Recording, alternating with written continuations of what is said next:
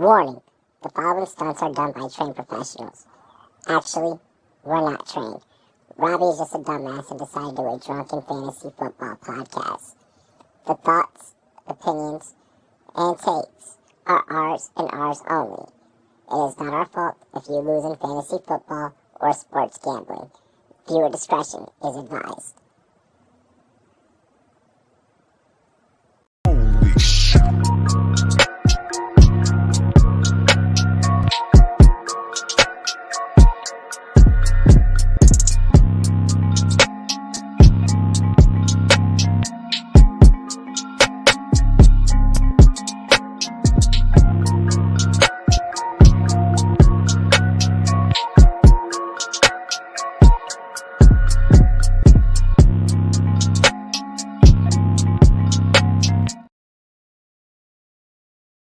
Yeah!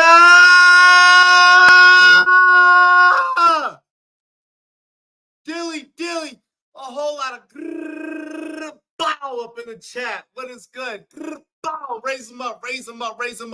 Get them fucking shots up, pour up. You already know, baby. Yo, it's the Rumboyz Fantasy Network. Make sure that you like. Make sure that you comment. Make sure that you subscribe. Yo, it's a whole lot of Rumboy shit. It's a whole lot of big underdog shit. You see the company shirt? You already know what it is. Hey, yo, listen, but there is a certain type of way that I'm feeling, that the cast is feeling. Fuck your big three, it's a big me. Let's go. Hold up. Hey, chat. This is the energy we come with tonight. This the energy we come with tonight.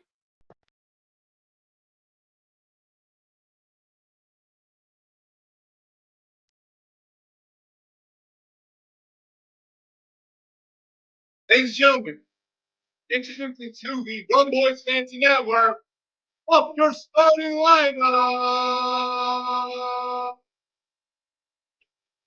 Give it up.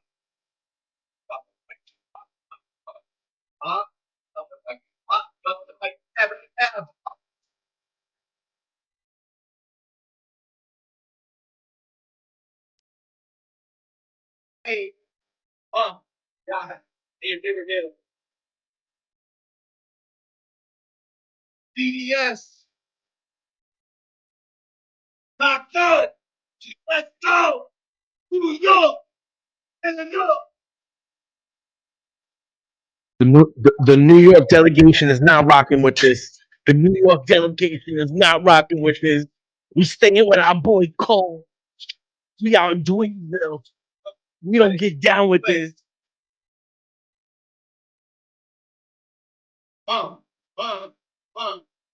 Come down, lady. Oh,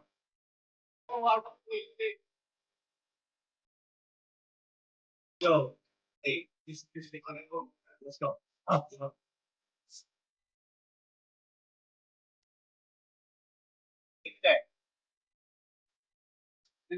Hey, hey, hey. We got Mike in the building. We got Paco. Finally. It's your boy. Rumboyz. Robin. Philly.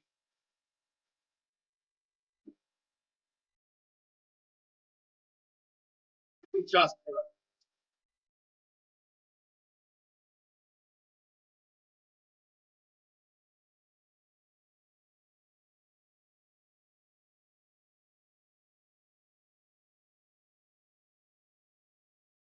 Oh.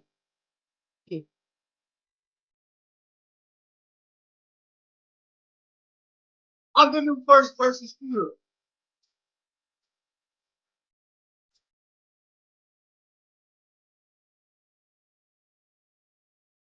Hey.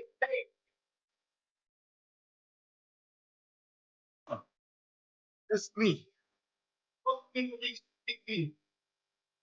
Let's go. I mean, let's by Jack. I'm in the It seems like Kendrick needed to get some extra burn right now, so he had to come out dissing people. Like J. Cole said on Middle Child, I don't come out like that. That's why I'm repping J. Cole the whole way, baby. Let's get this war popping. Let's get I'm this ready. war popping. No, here's the thing. I'm using that. That's the first of many. Hey, I'm letting y'all know. That Rumboyz shit, yeah, we back, baby. Rumboyz Fantasy Network, oh, we back, baby. Everything that you were used to from 2018 to damn near 2020, oh, we back, baby. Yo, I'm full time. Let's go. Hey, cheers to me. Here's to you, all the Rumboys and girls, and to my underdog crew, Dilly. I love that glass, Mike. I have to rep.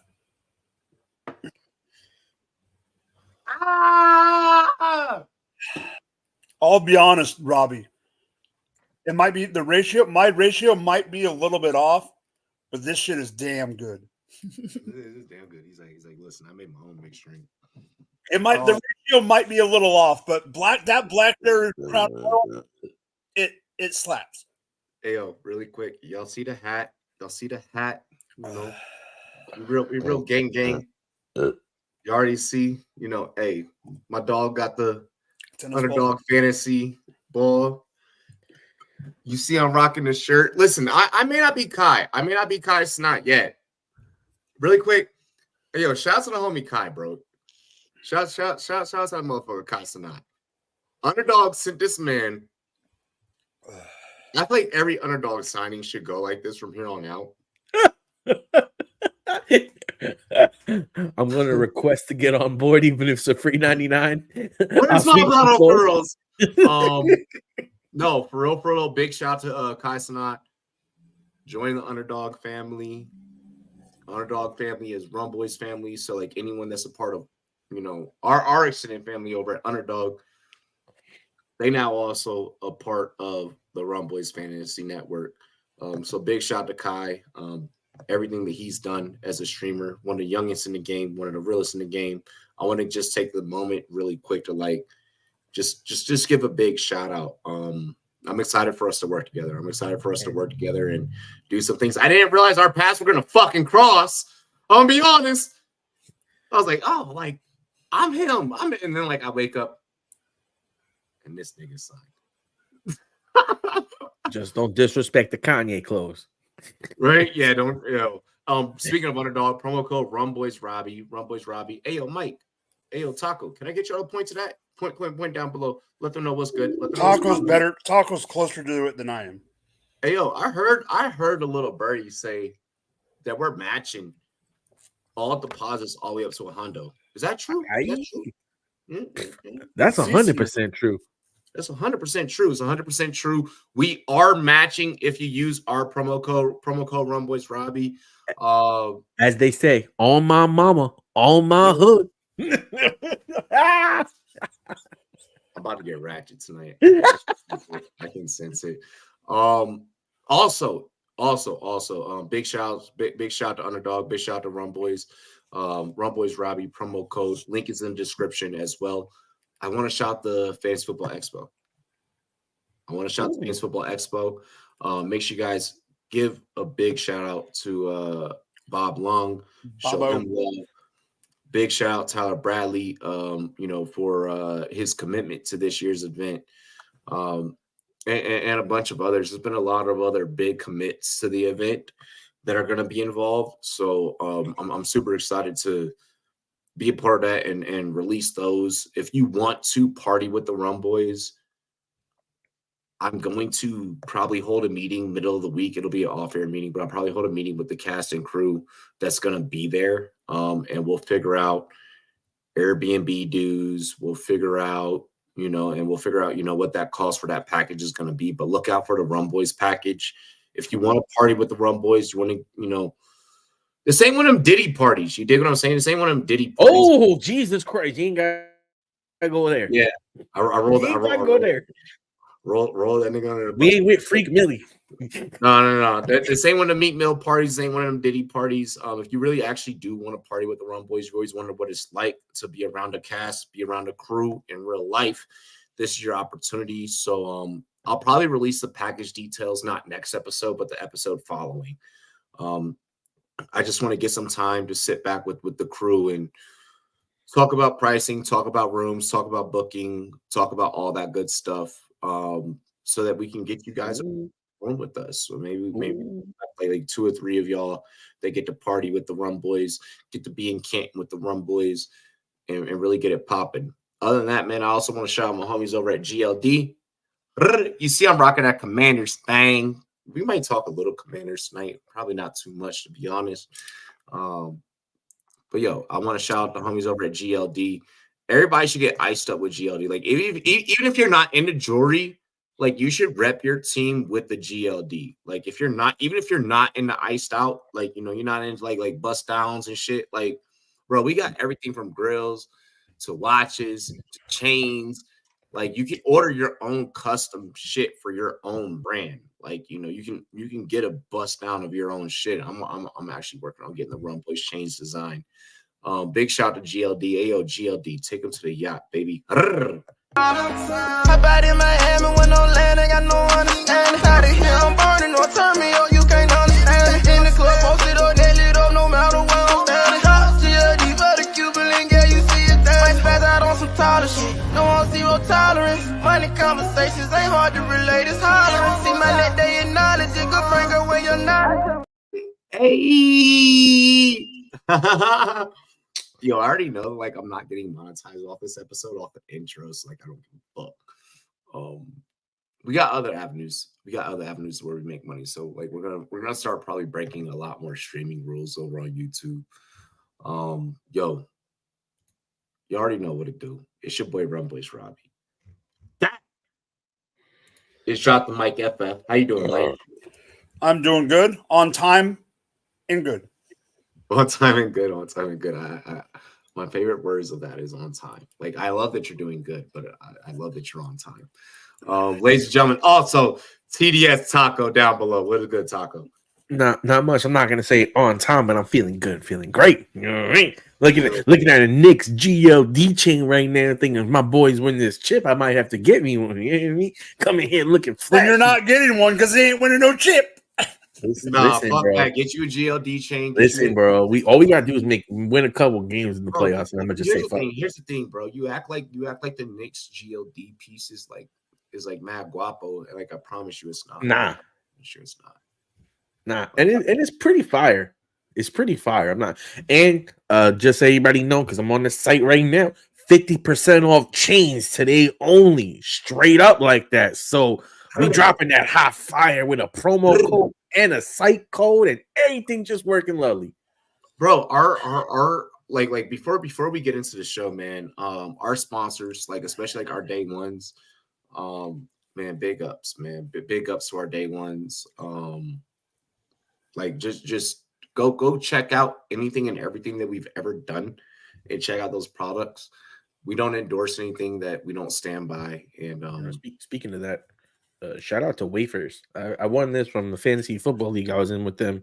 Sent me a kit because I had the highest score for the weekend of a whole bunch of people. They do shit. It's pretty cool.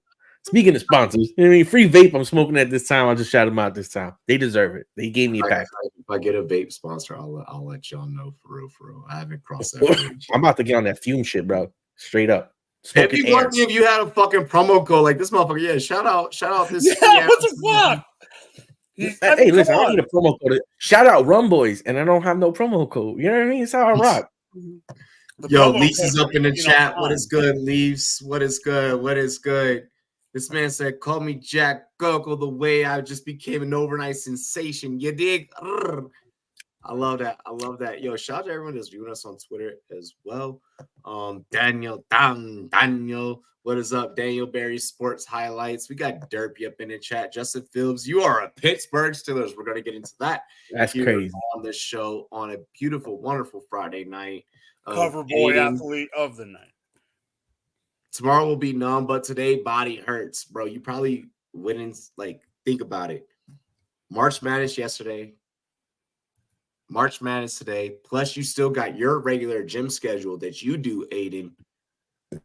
So, like your gym schedule on top of basketball, on top of NFL news that has been dropping, on top of staying up for like a future album, like a future, like no one thought that album was gonna be like that, you know. So, bro, I'm sure you're probably dead. I'm sure you're probably tired, but I love that you are so committed and you are here and you're showing love. You're showing up. Too bad YouTube copyrights this. I know. I killed the views like super early on, but like I kind of didn't like. I felt the vibe, and it just felt right. K Dot is not on Drizzy's level anymore, or Drizzy's not on K Dot's level anymore. Was he really though? Bijan Bracket Linsanity over. Yes, I'll say this: ain't nobody talking really that much about Drake's comeback. Everybody want to know what Cole's gonna do. Because Cole and Kendrick going at each other is going to be like a bar. I'm worried about what Cole's going to say because I feel like that was like across the bow towards Cole. So like we're interested in that. Yeah, like Muhammad Ali, the greatest three. Call me Muhammad Ali. Z2 said he's 15-0 right now, and now Rumboyz living the life. Yeah, you definitely living life. Hey yo, we got the homie Cal up in the chat. What is good, Cal? Hey, yo, make sure you share the stream. Cal, bro, I'm letting you know. I'm all right. I'm letting it be known at the beginning of this stream. There are going to be multiple Rumboyz leagues this season. Cal, I'm giving you 2 free entries off the top. Off the top, I'm giving you 2 free entries in the Rumboyz league. Like straight up, I'm letting it be known today. We are on fucking big Rumboyz shit, dilly. I'm giving you 2 free entries for how much you have just. Here's the thing with Cal, ladies and gentlemen. Before we get on the show, and Mike, you know this because you associate with the brother on Twitter a lot. Like you know, I'm in a dynasty league with him. Exactly. The motherfucker support so heavy, ladies and gentlemen. Like when you're supporting that heavy, like when you're on every single social media platform that I eat, sleep, shit, and breathe on, and you're supporting, bro, that's getting you free entries, dog. Well, I mean, come on. He's one of the how many people do you see shout people out on Twitter? And I'm joking when I say this, but I'm not joking at the same time. How many people when someone puts something up and they shout people out on Twitter, they go, I can't wait for Drop the Mic FF to hang out. And I'm all, that motherfucker's got to be Cal. Bro, exactly. So, and Cal, I'm letting you know one of those entries is going to be a Rumboyz Money League. I'm letting you know that I'm giving you 2 free entries. One, I am putting you into the money so that you can compete for a fucking bag. So we can lose to us. Well, I don't know. Homie can ball. I know. He knows I'm giving him shit. I just Robbie's TikTok with 4 different accounts. Bloody hell, mate. Hey, yo, cheers to me. Cheers to you, all the Rumboyz and girls. What it do? Dilly. We have to inflate the algorithm. Yes, we really do. Like, we really have to. There was a point in time we were really good at that, actually. And we got to bring back that old school. But I think we're going to do that a lot more with me getting back used to the new schedule of being full-time in the industry. We got to do some shit. Leafs. I want the shorts back. I want the shorts. Cheers to me. Cheers to you. I overflowed this bitch. Well, I've been drinking while you've been talking. Cheers to me. Cheers to you. All the Rumboyz and girls want to do dilly. I just maybe spilled a drop on my keyboard.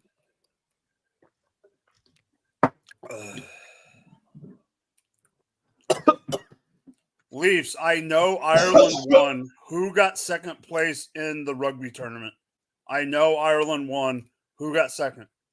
Woo! That question's for Leafs. Ah!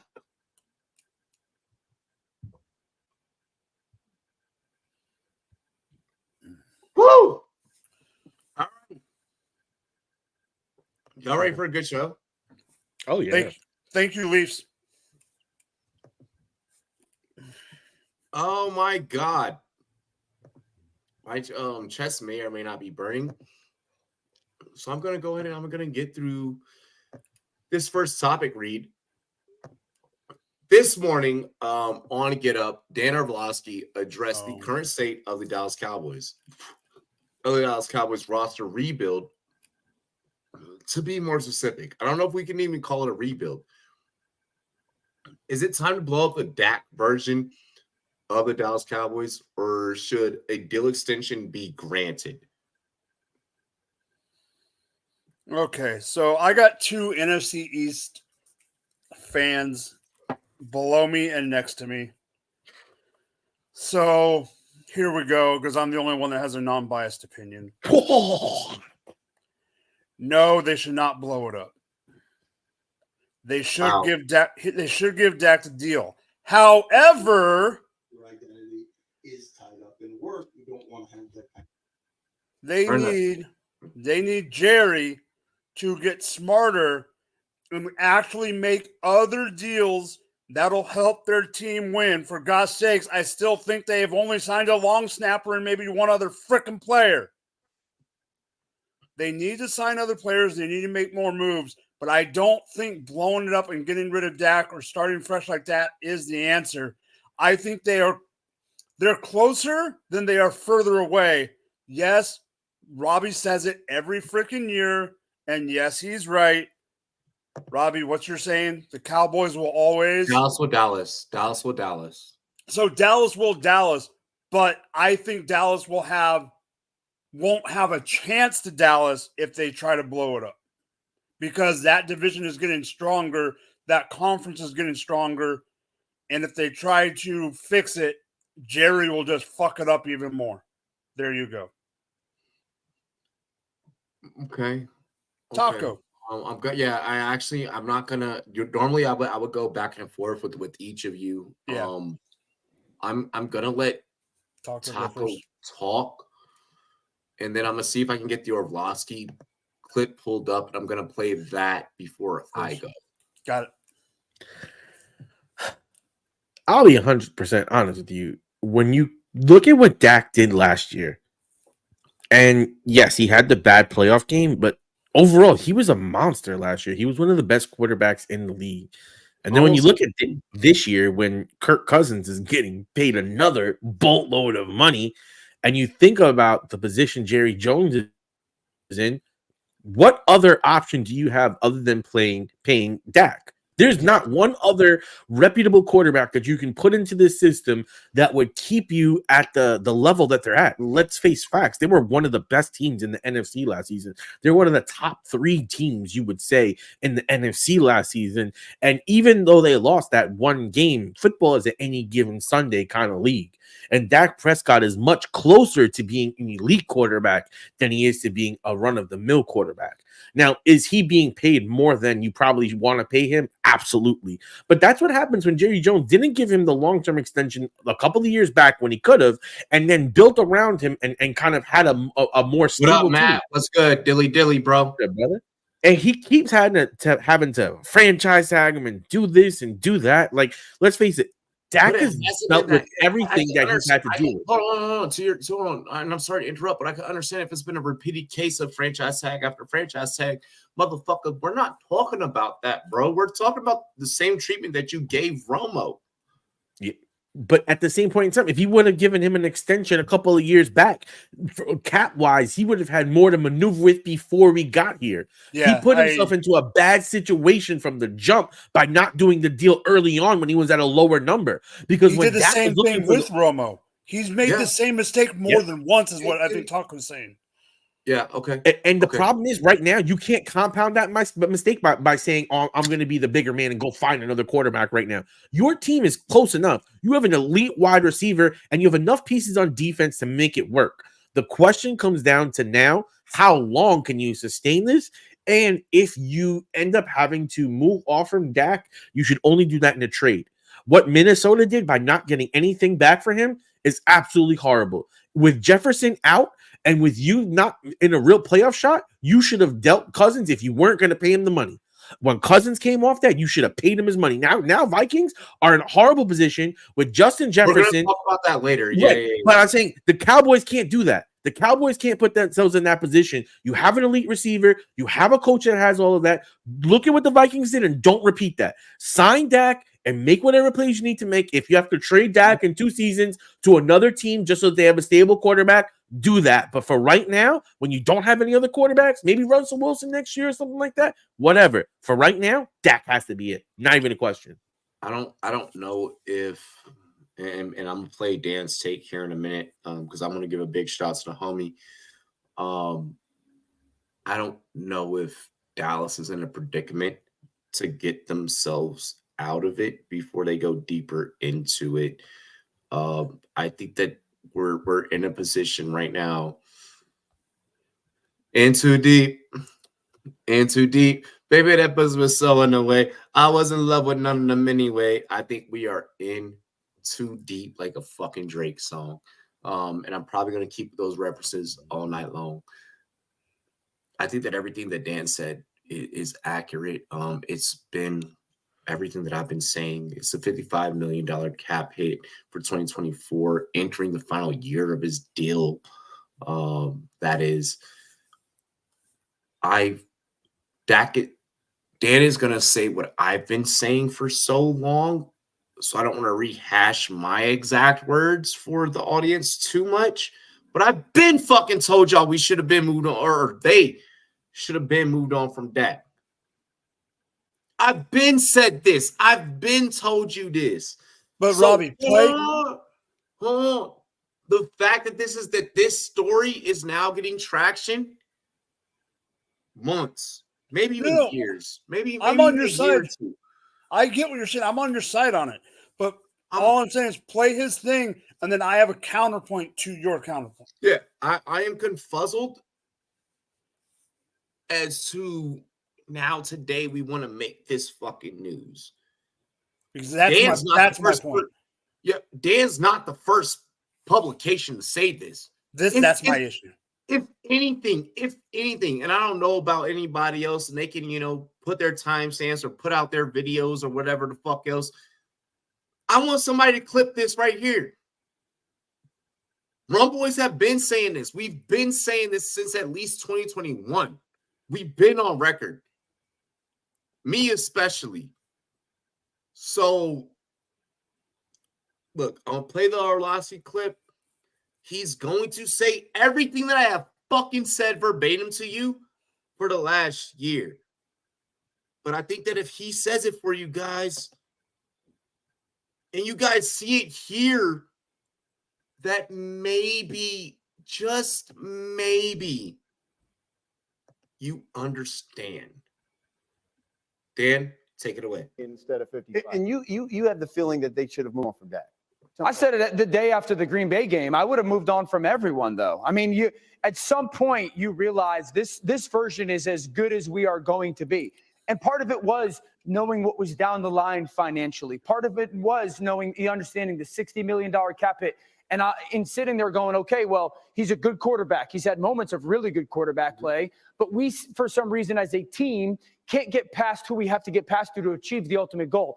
If they were serious about winning Super Bowls, was there, and I know there's a no trade clause in his contract, but players waive no trade clause for certain situations.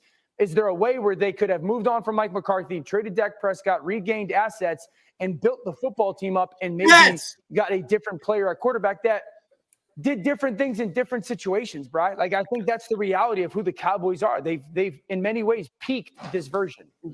Instead of 55. And you have the feeling that they should have moved on from that. Okay. And kind of going back into what we've always said, I have always felt that this offense has peaked. Now that Dan is saying it, I don't feel wrong. No. I don't feel that I should be blasphemized for anything that I've said on this YouTube channel. For anything that I've said on this network. Let's just say, let's not say YouTube, let's say network. Anything that I've said on this network, because we stream in multiple places, I don't think that I should be blasphemized. I've been blasphemized in the past. I don't agree with everything with Dan, and Dan and I have had our. I got you, Mike. I got you. I know. Have had our disputes, but motherfucker, about time I think that I'm right. I've been beating this drum since 2021. I think that I'm right, Mike. What is your thoughts? Because he said it so eloquently to where I can't say anything else. Point. I 100% get your point, and I'm also laughing inside because what Taco's facial expressions right now.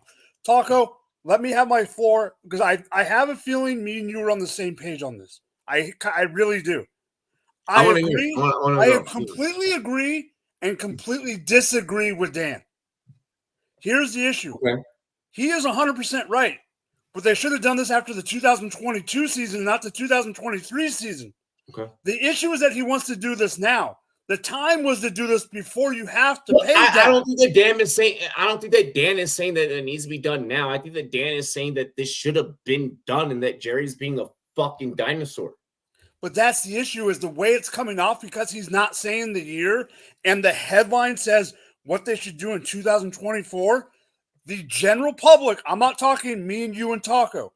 I'm talking the normal people that get up in the morning and while they're wiping the eye boogers out of their face. And are lighting up their freaking wake and bake toques in the morning when it's called wake and bake. Shots at a wake and bake, wake and bake. When it's called bake, everyone together. Everyone together. Can I get a wake and bake? Wake and bake. Wake and bake. Well, here's the thing, Taco. What time is that show on at your location? Get up. I want to say it's like on a 9. Okay, it's early in the morning. That's what I wanted you to say because it's on at 6 here. So when you're waking up at 6 a.m. and I'm not even in the shower yet, and I'm wiping my eye boogers because my wife is telling me I got to get in the goddamn shower to get to work. And I hear that and I see what it says on the thing.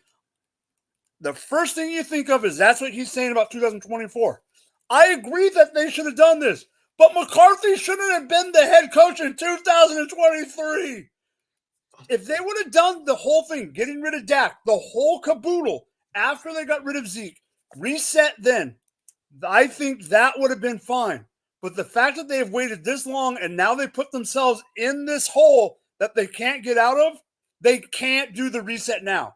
They've waited one step too long, and now they just have to live in the bed that they made. And how about this? Did we even see them in on guys like Russell Wilson? Like an adequate, like kind of like, hey, if you gotta fucking get rid of Dak Prescott, at least we got Russell Wilson on a $1 million deal, and we can maybe compete for the playoffs while resetting our cap. They didn't even fucking talk to him. So what you're saying is what? You're gonna use the backup quarterback? Is that what you're gonna go all in and tank after you had a season where you're 1 win or 2 wins away from the best record in the NFC? Taco, I really feel that if they would have gone Taco before, I'll let Robbie have it right after. Honestly, what I think what Robbie's thinking, and I think what Dan's really, Robbie just wanted them to get rid of Dak. What I really think when Dan is talking reset, and someone mentioned it in the chat or brought it up in the chat, whatever. I really think what Dan's thinking is they can get enough assets to get a hot end rookie quarterback and reset that way. Really quick, right now we're second on the Twitter live stream charts. Let's get that up there. Let's boost that up. Make sure you guys are checking us out on all platforms. You're showing us love. Make sure you share the content. Shout out to the Fantasy Football Show, the homie Smitty. He's number 1 right now, so we're gonna try and jump that. He's got 80 viewing him right now. So it is what it is. Look, fellas, when it comes down to this is a drum that we've been beating. And I know that a lot of the times on our show, sometimes we can maybe be a little too soon on things. And that gives us the position of maybe being assumptive at times. I don't feel like that we've been assumptive on this particular topic. I feel like I've said it. You've said it. Fucking Taco said it. Any other guest that we've ever had has said it. At this given point, we beat this drum enough. Dallas, I don't know what you're going to do.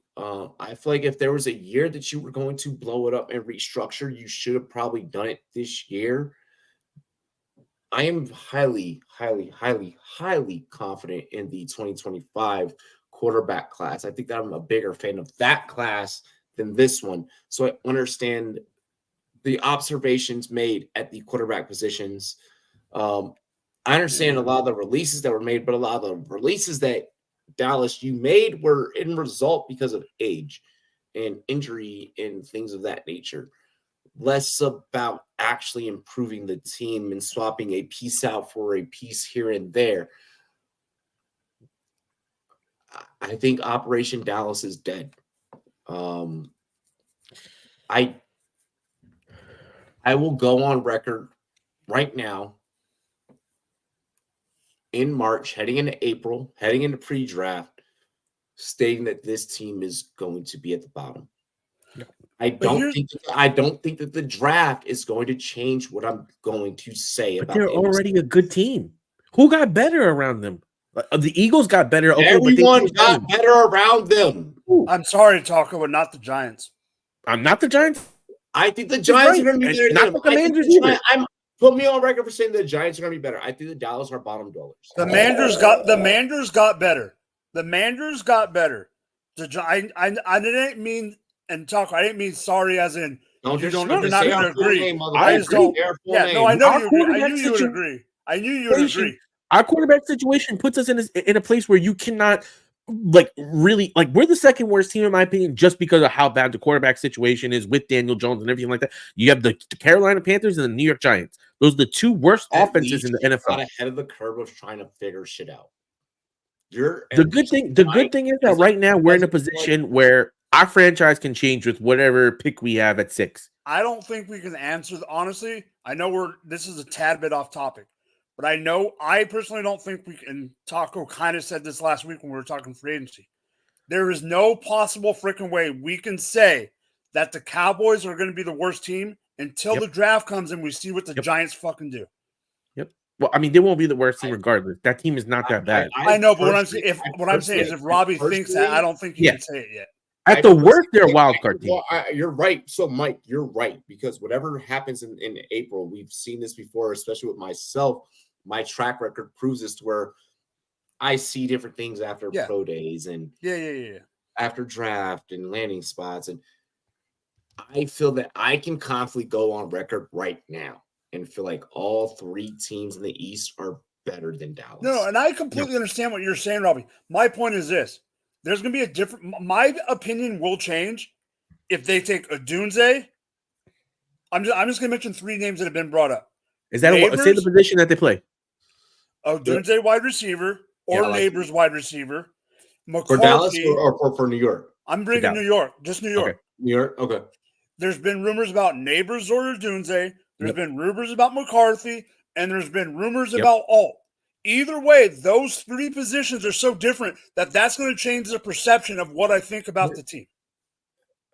What New York does in the draft, yes, will change my opinion. I don't think that New York can do anything too drastic to make me not. At the end of the day, Dallas is, at this given moment on record, Dallas is bottom. In my opinion. Okay, here's my question. I think that no matter what New York does, New York could maybe land as 3. I think that Philly and Washington have jumped leaps and bounds over the other 2 organizations. Who's the bigger problem in Dallas? Dak Prescott or the Dallas Cowboys construction of a roster? Construction of a roster. 100%. It's not Dak. That's the thing. And I get that we're specifically talking about Dak. But to Dan's point, which we filmed earlier, we've seen the best version of this. Jerry is now at this point. Not even now at this point. He's been doing this. You're trying to reinvent the fucking wheel. But last season, they were good. The definition of insanity, Taco, is doing the same thing over and over again and expecting a different result. You can say everything that you're saying, but at the same point in time, that team got better. They played better as the season went on. Now, really? That's a bad playoff game. But if you're going to tell me any given Sunday with this construction and the way you are right now, I would take get the deal with Dak, take one more shot, And then as the season goes on, you make it. Hey, listen, we're getting near the deadline. The team isn't as good. Sell off assets. So much the same. Here's my thing: as a defensive coordinator, you kept so much the same to where I know what to expect. I get the only thing that changed for Dallas. But this is where the draft comes in. The only thing that changed was the coaching personnel. Well, you're right. As a new interim coach, you can't change too much because you got to make sure that these guys can at least have some type of leeway to still be able to perform the level of which they were already doing and the level they were already expected.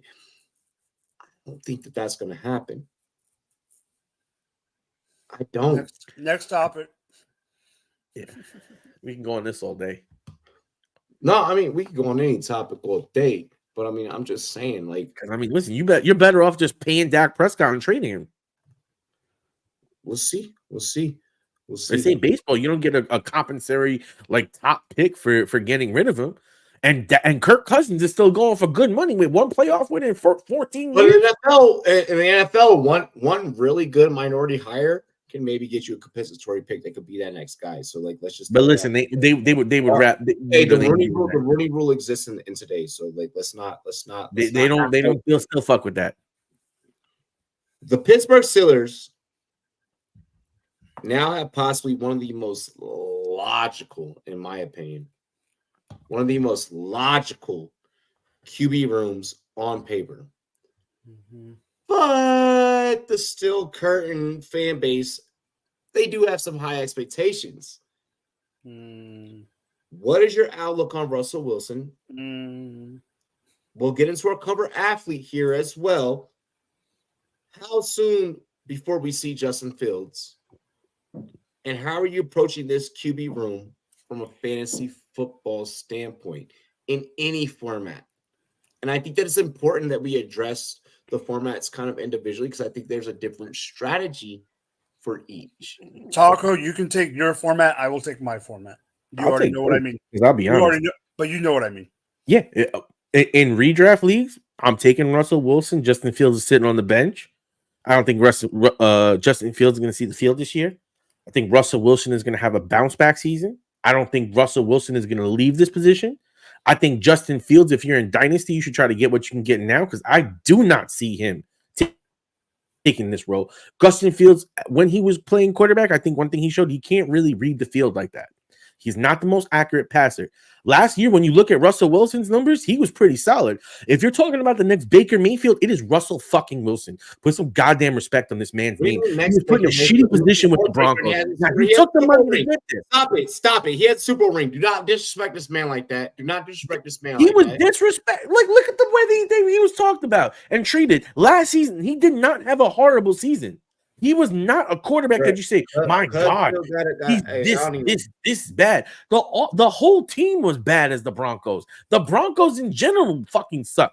And guess what? When your coach comes in not liking your quarterback and doing everything he can to fuck with your quarterback, yeah, you're not going to get the best performance. And I think Russell Wilson in this situation, playing with Mike Tomlin, is probably going to play some of his best football that we've seen in a couple of years. He's still an accurate passer. He still understands where to throw the ball. He still knows how to win games. And that's the difference. That is the huge difference here. This is a team that wins. Mike Tomlin is a winner. And now you bring Russell Wilson Hell in there. No. Hell yeah. What's good? I think Russell Wilson is going to probably be the quarterback for the next couple of years. And Justin Fields is going to be sitting there as a backup. And he's going to end up with another team next year, more than likely, because he's going to want a chance to play. And he's not going to beat Russell Wilson out. Okay. All right. I'll let you have that take really quick. I am still going to keep you guys updated with March Madness. Alabama all the way up. It looks like they went on commercial. It looks to be about almost so though. Yeah, double-digit points. It's done. It's done. Yeah, that one is done. Wisconsin, that one just starting up against JMU. JMU is up 3 points. Purdue's up 74-48. Yep, 74-48. Purdue will close out. They should win that one with 2 minutes left. And we also have Longwood. We have Longwood versus Houston, which we're hoping that the favorite wins this one. Maybe Longwood could upset, but it's 7-0 in that one. Go ahead. All right, so I can't believe I'm about to say something. These words do not get uttered very often on this show. Taco is right. I've heard you say that a few times. I said it doesn't happen too often. Fuck Enough. But Taco is also wrong. Yes. And here's the thing. No, you're wrong and you're right. Rob's like, please say yes. He's wrong. You are 100% Russell Wilson, draftable and redraft. That's all I need to say about redraft. He is the quarterback that you want in Pittsburgh. He is going to have a bounce back year. I 100% agree with you, Taco, that Sean Payton, Russell Wilson. It wasn't Russell Wilson having a bad year. It was Sean. I mean, yeah, he, like you said, he was having decent numbers. Sean Payton's a tool bag. We all know that. However, I don't want to talk about 2024 for a second. What I disagree with you on is I truly believe that the starting quarterback next season is freaking Justin Fields, and Russell Wilson will not be a Pittsburgh Steeler. Whoa, Motherfucker. Be a cowboy. He's gonna be a cowboy. He's gonna be there 1 year. Right. He's going to prove that he can still ball, and he's gonna go to a team that's all they're missing to win a chip. And Pittsburgh is not that team. They're not that team yet to win the chip. That defense? That defense? No, Justin Fields is going to be a very productive quarterback for Pittsburgh and for Mike Tomlin. I think Mike Tomlin is the perfect perfect head coach for Justin Fields, for a guy, and I'll say it, Robbie, because I know it's something you've brought up in the past. Mike Tomlin is the perfect quarterback for a minority quarterback that needs to have the support. That needs to have the support of his coach. He did not get the support from his coach or his minority GM in Chicago. No. I agree with that. I think that the Fields future is super bright. I don't know where Russell Wilson go. I don't think it's going to be Dallas, Taco. But all I'm saying is, where you're saying to sell Fields, if you can get Fields on the cheap and you don't need him to play this year on your team in Superflex, I'm getting Fields now and give him to me, baby. I sell to Mike. I'll sell off to Mike. Give me a couple picks and let's move it. When am I collaborating with Le'Veon Bell on OnlyFans? First off, that would never happen. But honestly though, I'll do my own shit. You know, we don't want feet picks. Yeah, no, I'm not doing feet picks. That'd be weird. Let me see your wide receiver feet, you nasty fucker. The only thing worse than wide receiver feet are wide receiver fingers. It's probably UFC feet. Wide receiver fingers. Have you seen Calvin Johnson? Yeah, I mean my shit's not that great. I'm be honest. And I haven't worked out in 2 years. I did a football workout a couple of days ago. Actually, with one of the homies. Anything better than Matt Canada? They have ho-ass Arthur Smith. Arthur Smith is not a good coach. He's a good offensive coordinator. But also to that same point, how this offense is going to look, I don't think that it's going to be profitable for fantasy necessarily. Look, Deontay Johnson gone. You weren't able to land a player that we're going to talk about later, who you probably should have made a big push for, but he ends up in the same region on a different team in the same fucking conference. What George Pickens can be as a wide receiver one. Obviously, I feel like Pittsburgh is going to go for a wide receiver one, but who they get and how they adapt, I still have question marks around. There's a lot of different projections, and I can't really wrap my head around which one I believe to be the best option for them. Can I give you a one-name opinion? What? At this moment, I wouldn't be surprised if it's Brian Thomas Jr. Brian Thomas Jr. can plug and play into any system, and that's why I feel like that's such a low hanging fruit, and that's why I didn't. I know, but at 20, it seems like a perfect spot. Yeah, like I'm not going to go on record right now. I'll probably do that either in a short or a different episode. And I think that it's important to cover what I feel like is going to be a perfect fit for the Steelers. But I'm not going to knock the Brian Robinson comp live on air right now. No. Look, ladies and gentlemen, I think that we do see Justin Fields maybe by week 6. This is a very boisterous fan base. This is a fan base that holds no bars, that pulls no punches. If they get on the GMs and the owners' ass, whatever they want to happen will happen.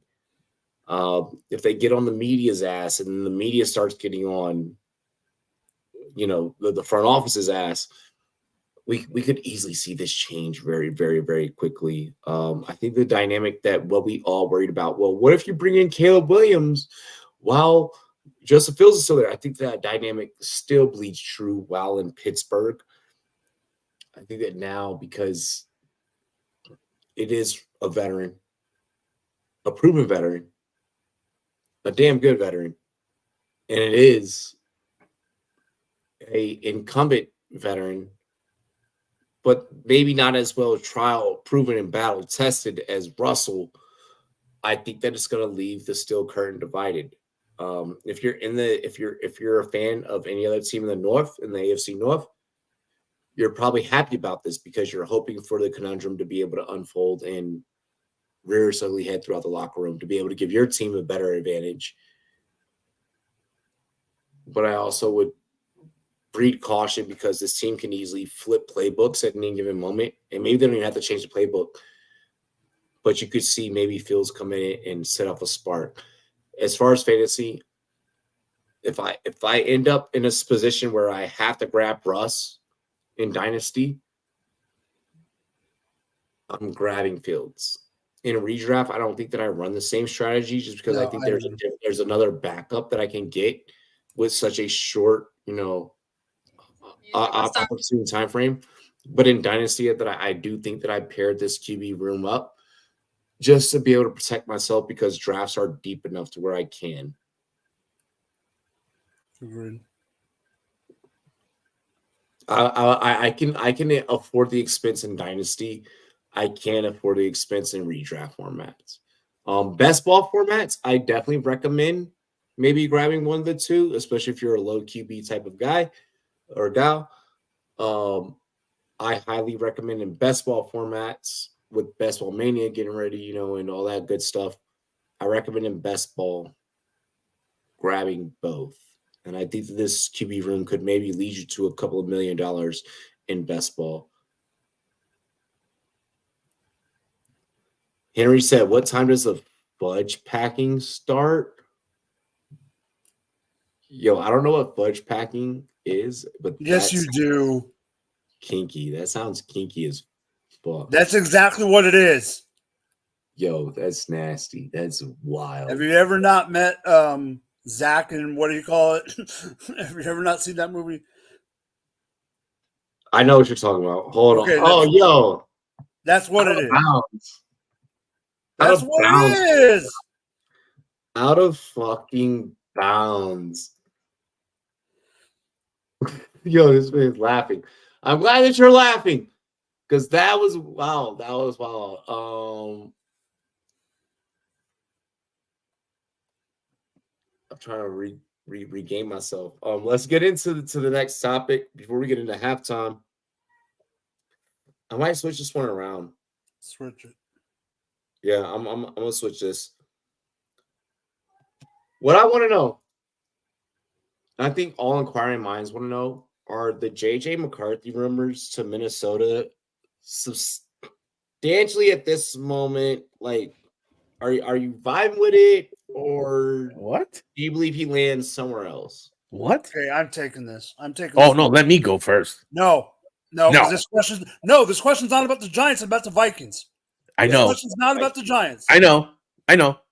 I know. Yes, they're substantial. There is a reason they traded up to get the 23rd pick. I know someone that listens to Vikings freaking podcast every goddamn day, and he comes to my desk at work every goddamn day. I was calling this shit early though.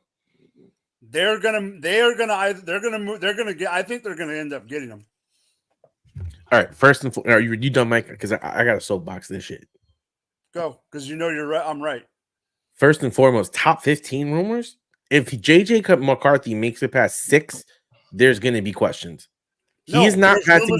There's rumors that they're going to trade with Arizona for the pick. Oh yeah, that's what I'm saying. Top 15. No, he's not going past 6. No, JJ McCarthy is not going past 6. That's why they traded. Yeah. I'm saying that's no. I know what you're saying, Mike, but Robbie still doesn't get this yet. Look at Robbie's face. Robbie doesn't understand this.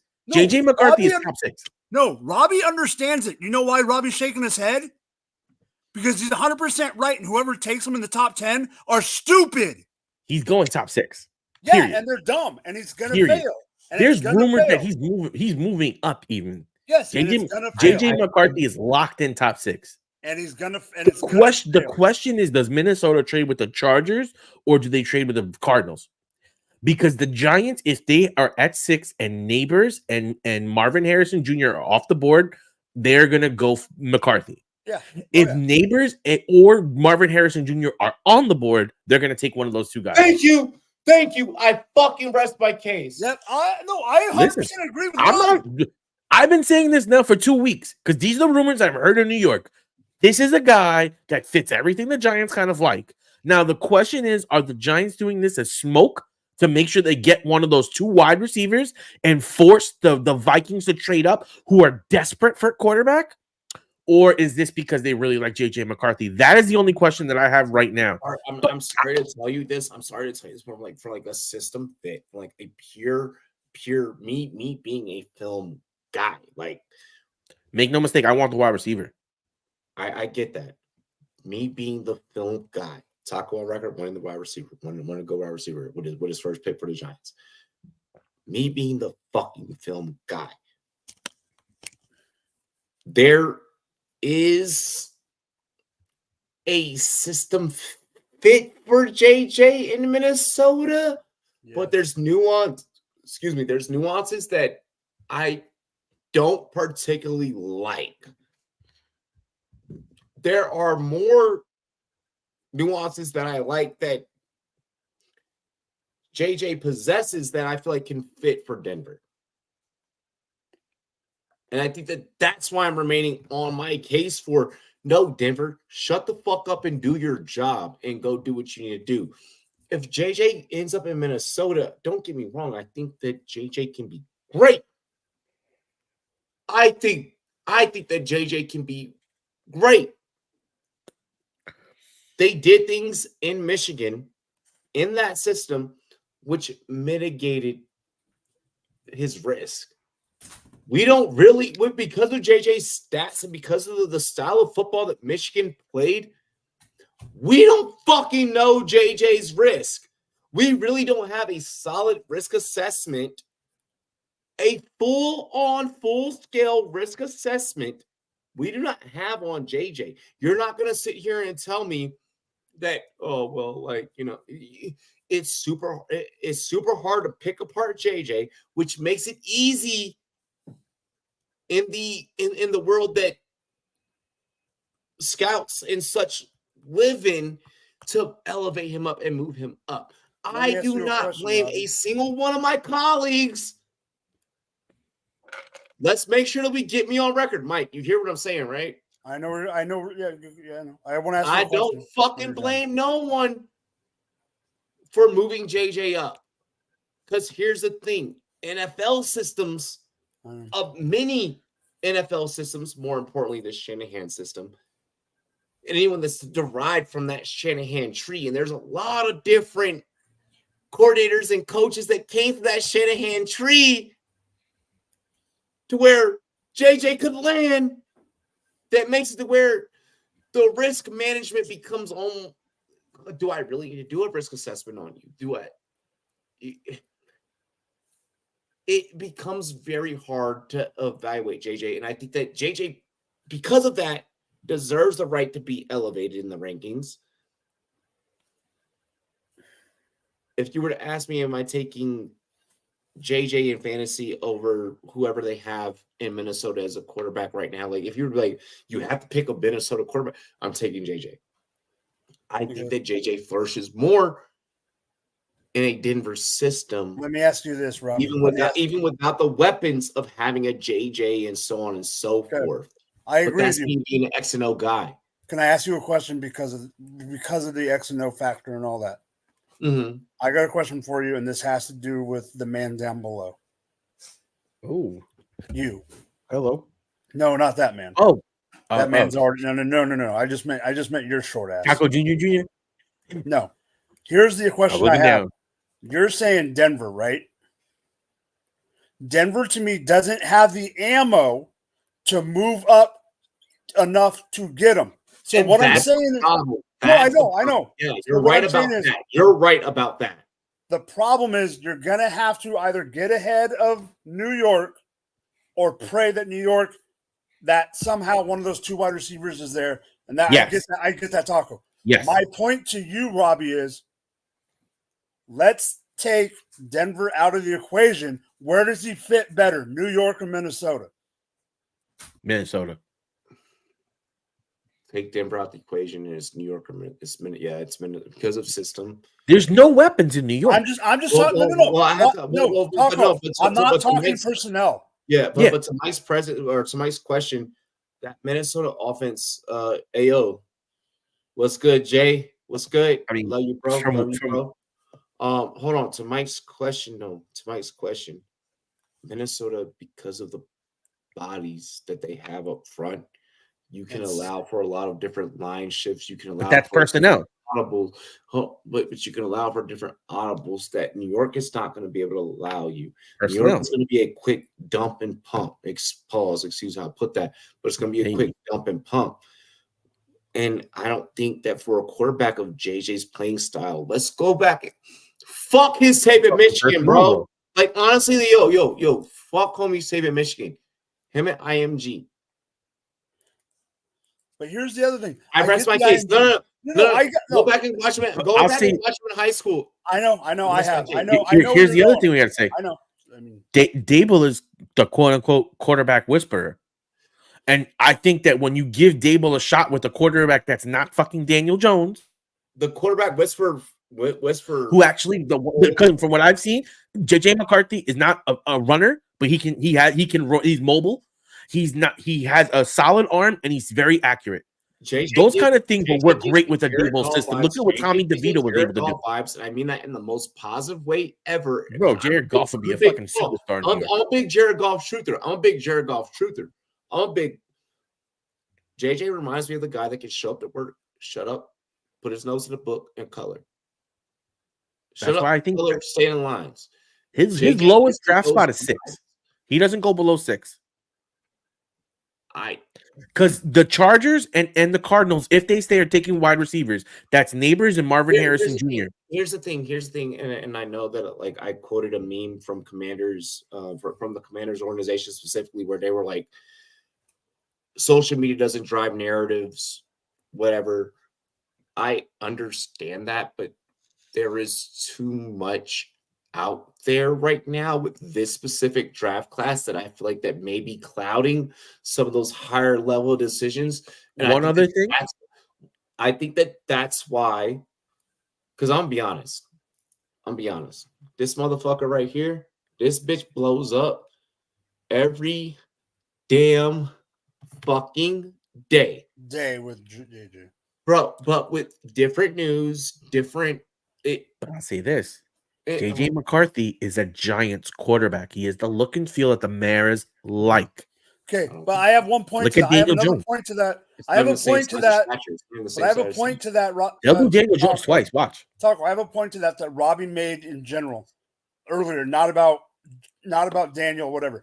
But Robbie made the point that people in our industry are getting up on him because people in the NFL scout industry are getting up on him, right, Robbie?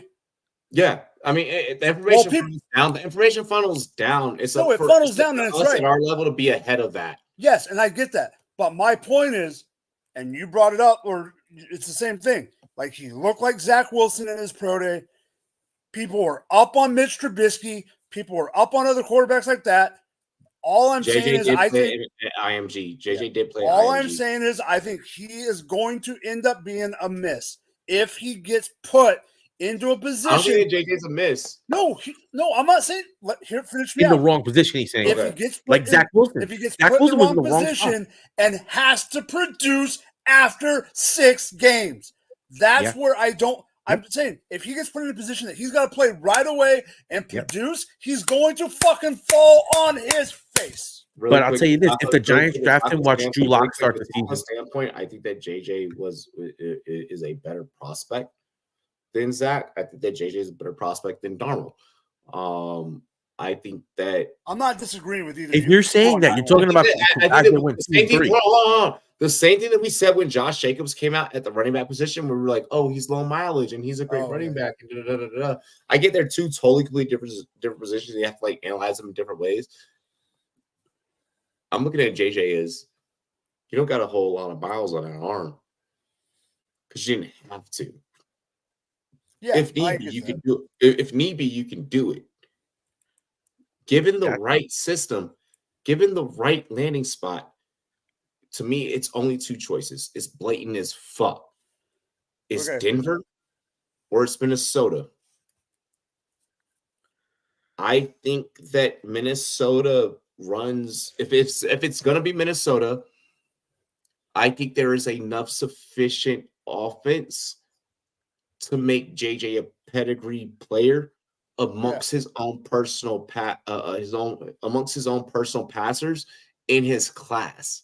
I agree with you on that. Yeah.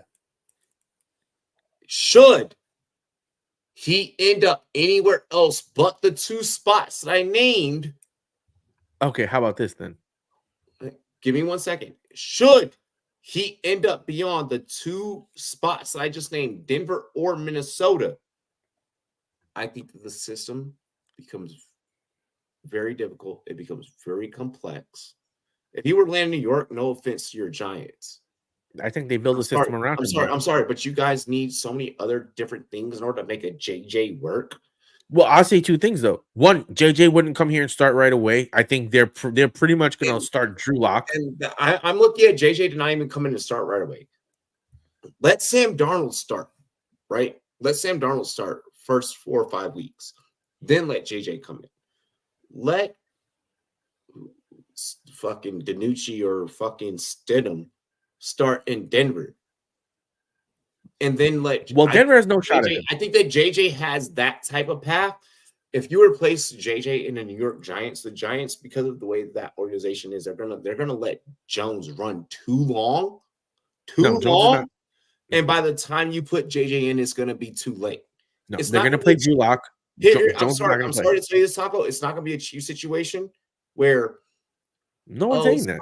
It's the last 2 games. Let's play Patrick Mahomes and see what happens. It's not going to be that. It's not even going to be a Washington situation where it's like, let's play Sam Howell these last 2 games.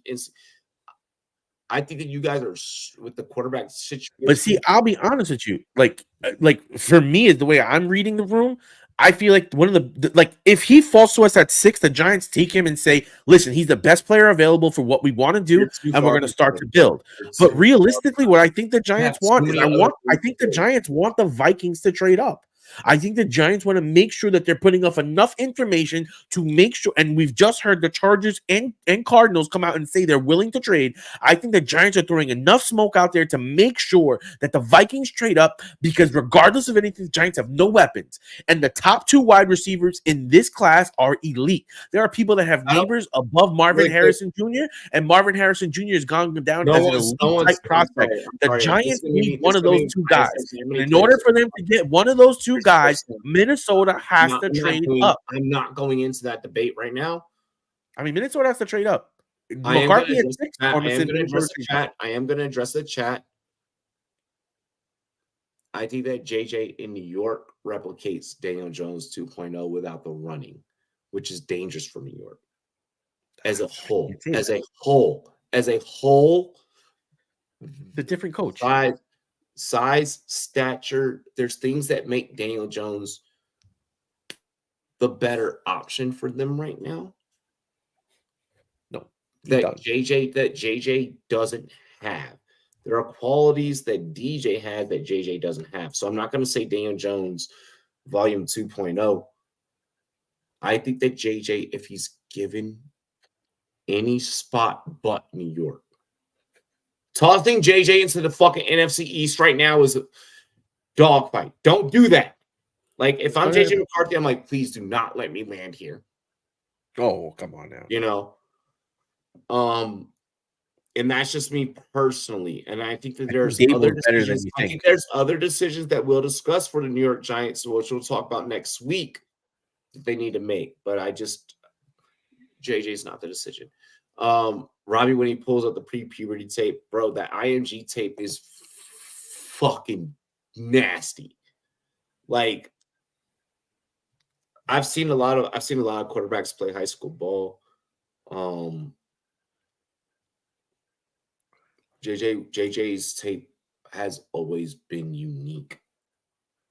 It's always been unique, and I think that's the only way I can describe it. It's always been unique, even with his pro day the other day. Mm-hmm. It's just unique, and I think that that's the only way that we can observe it. We have to observe what JJ is doing and has done with the open mind. If JJ ends up in a better landing, if JJ ends up in a better landing spot, JJ's position right now is perfect. I'm happy that the other prospects at quarterback are overhyped because JJ has an open fucking window to do whatever he wants. Like, literally, he probably has a bigger open window than anyone else. Watch him at 6. You know, this isn't the Eli Manning, Phillip Rivers conversation that we're having with Caleb Williams. This is, bro, you don't have to go to Chicago or Washington. You can do whatever you want. That makes JJ's career more dangerous as it progresses because he's going to end up in a better location. Allegedly. It's not allegedly. I'm pretty locked in on he's going to be at the Giants at 6 unless the Vikings straight up. I'm pretty locked in on that. I mean, we'll be live all the rumors here in New York. We'll be live for the draft, so I mean, we'll discuss it then. That's our first 3 topics of the night. We are going to be back on the other side with plenty more. I'm super excited because we got to talk about this whole New York Jets situation. I got a roast for that. We are talking Shohei Ohtani on the other side. Fuck you, pay me, huh? Yeah, fuck you, pay me. Boo-foo, buy us. Fuck you. Like my man sitting right next to his interpreter after he covered a $4.5 million bill, yucking it up. That's not suspicious. We are building a top 3 skill position fantasy football lineup for you guys on the other side of the show. That's quarterback, that's running back, and receiver, tight end, whatever the fuck. Best pass catcher. Yep, best pass catcher. So we are doing skill positions only on the other side of the show for your best lineup that you can build. That is going to be based off of Superflex stats because, well, we do nothing but pretty much Superflex on this channel. So, like, I'm done coaching one QB.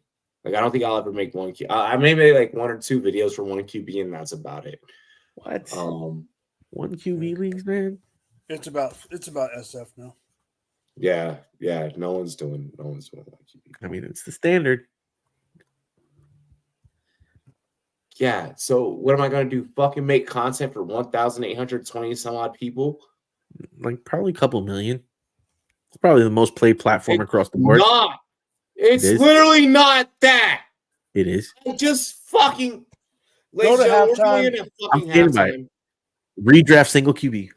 I just gave him stats, like real live stats. Standard, but the problem when you say standard is no PPR, touchdown and yards only. That is not the number one anymore. So there, yeah, that's not. It's moving from P to PPR at least. I'll give you that. A little PPR. Ladies and gentlemen, this your homie Radio Ray with Stick to the Plot.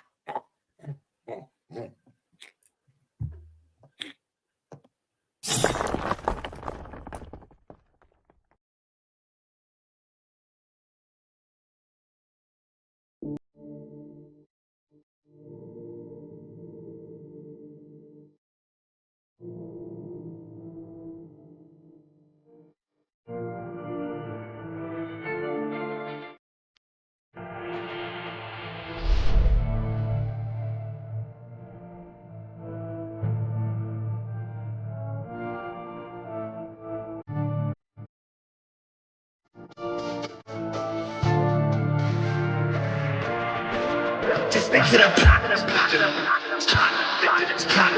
Just stick to the plot.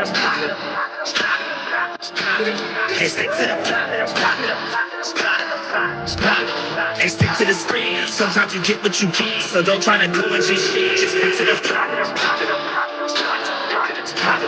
Just stick to the plot. Just stick to the plot. Hey, stick to the screen. Sometimes you get what you get, so don't try to do what you shit. See, that's kinda funny. You stick to the road to the riches and hope you don't crash like some dummy. To get to this money, you could add a pizza to the pot and find out you sliced into an onion. Now let's change the subject. These niggas who think they got something, but actually they end up with nothing. It's fucking disgusting. I'm tired of the fucking assumptions. I'm about to blow up and corruption, so stick to it. Stick to the plan. When you lose it, gotta get it again. Keep it moving, never stick in the sand. Even with tired, like Michelin man, shit, I know I'm the man, so I don't give a damn about opinions. I'm racking up millions, you stacking opinions. She throwing it back in the back of the venue. Now we taking off and commanding his feelings. Now back to the business.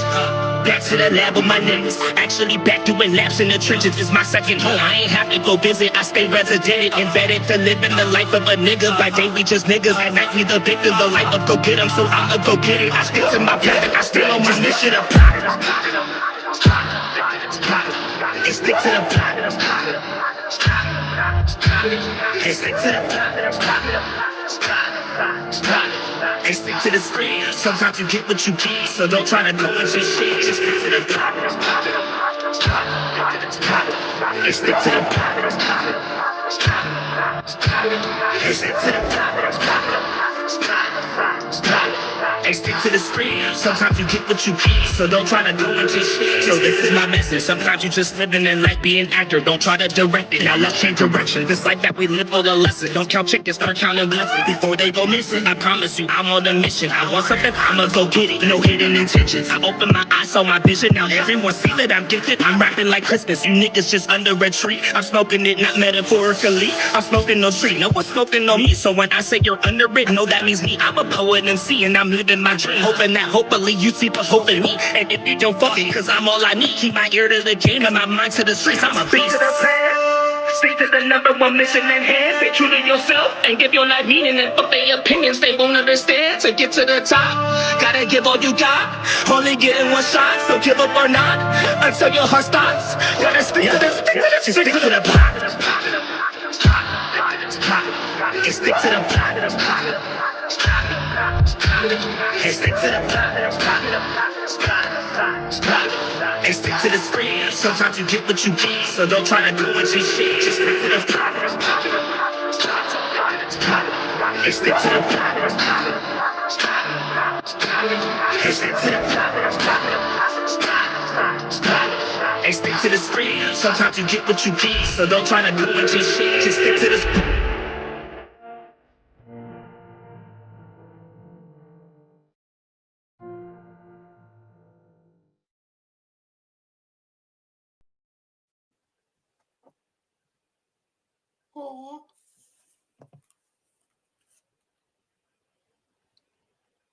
Hop out in Miami with no land, ain't got no understanding. Out of here, I'm burning, or turn me up, you can't understand it. In the club, posted up, they lit up, no matter where I'm standing. Shots to your deep, but the Cuban link, yeah, you see it there. Might spaz out on some taller shit, don't want zero tolerance. Money conversations ain't hard to relate, it's hollering. See my net, they acknowledge it, good friend, girl, when you're not.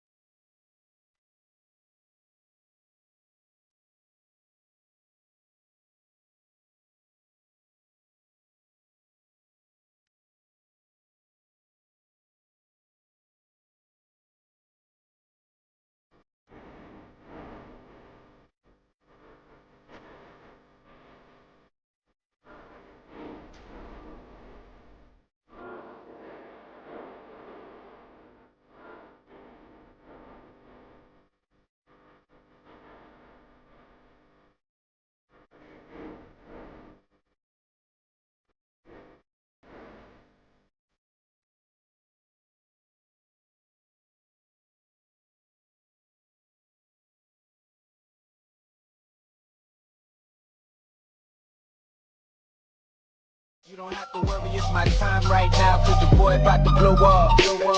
They gon' pay me before I show up.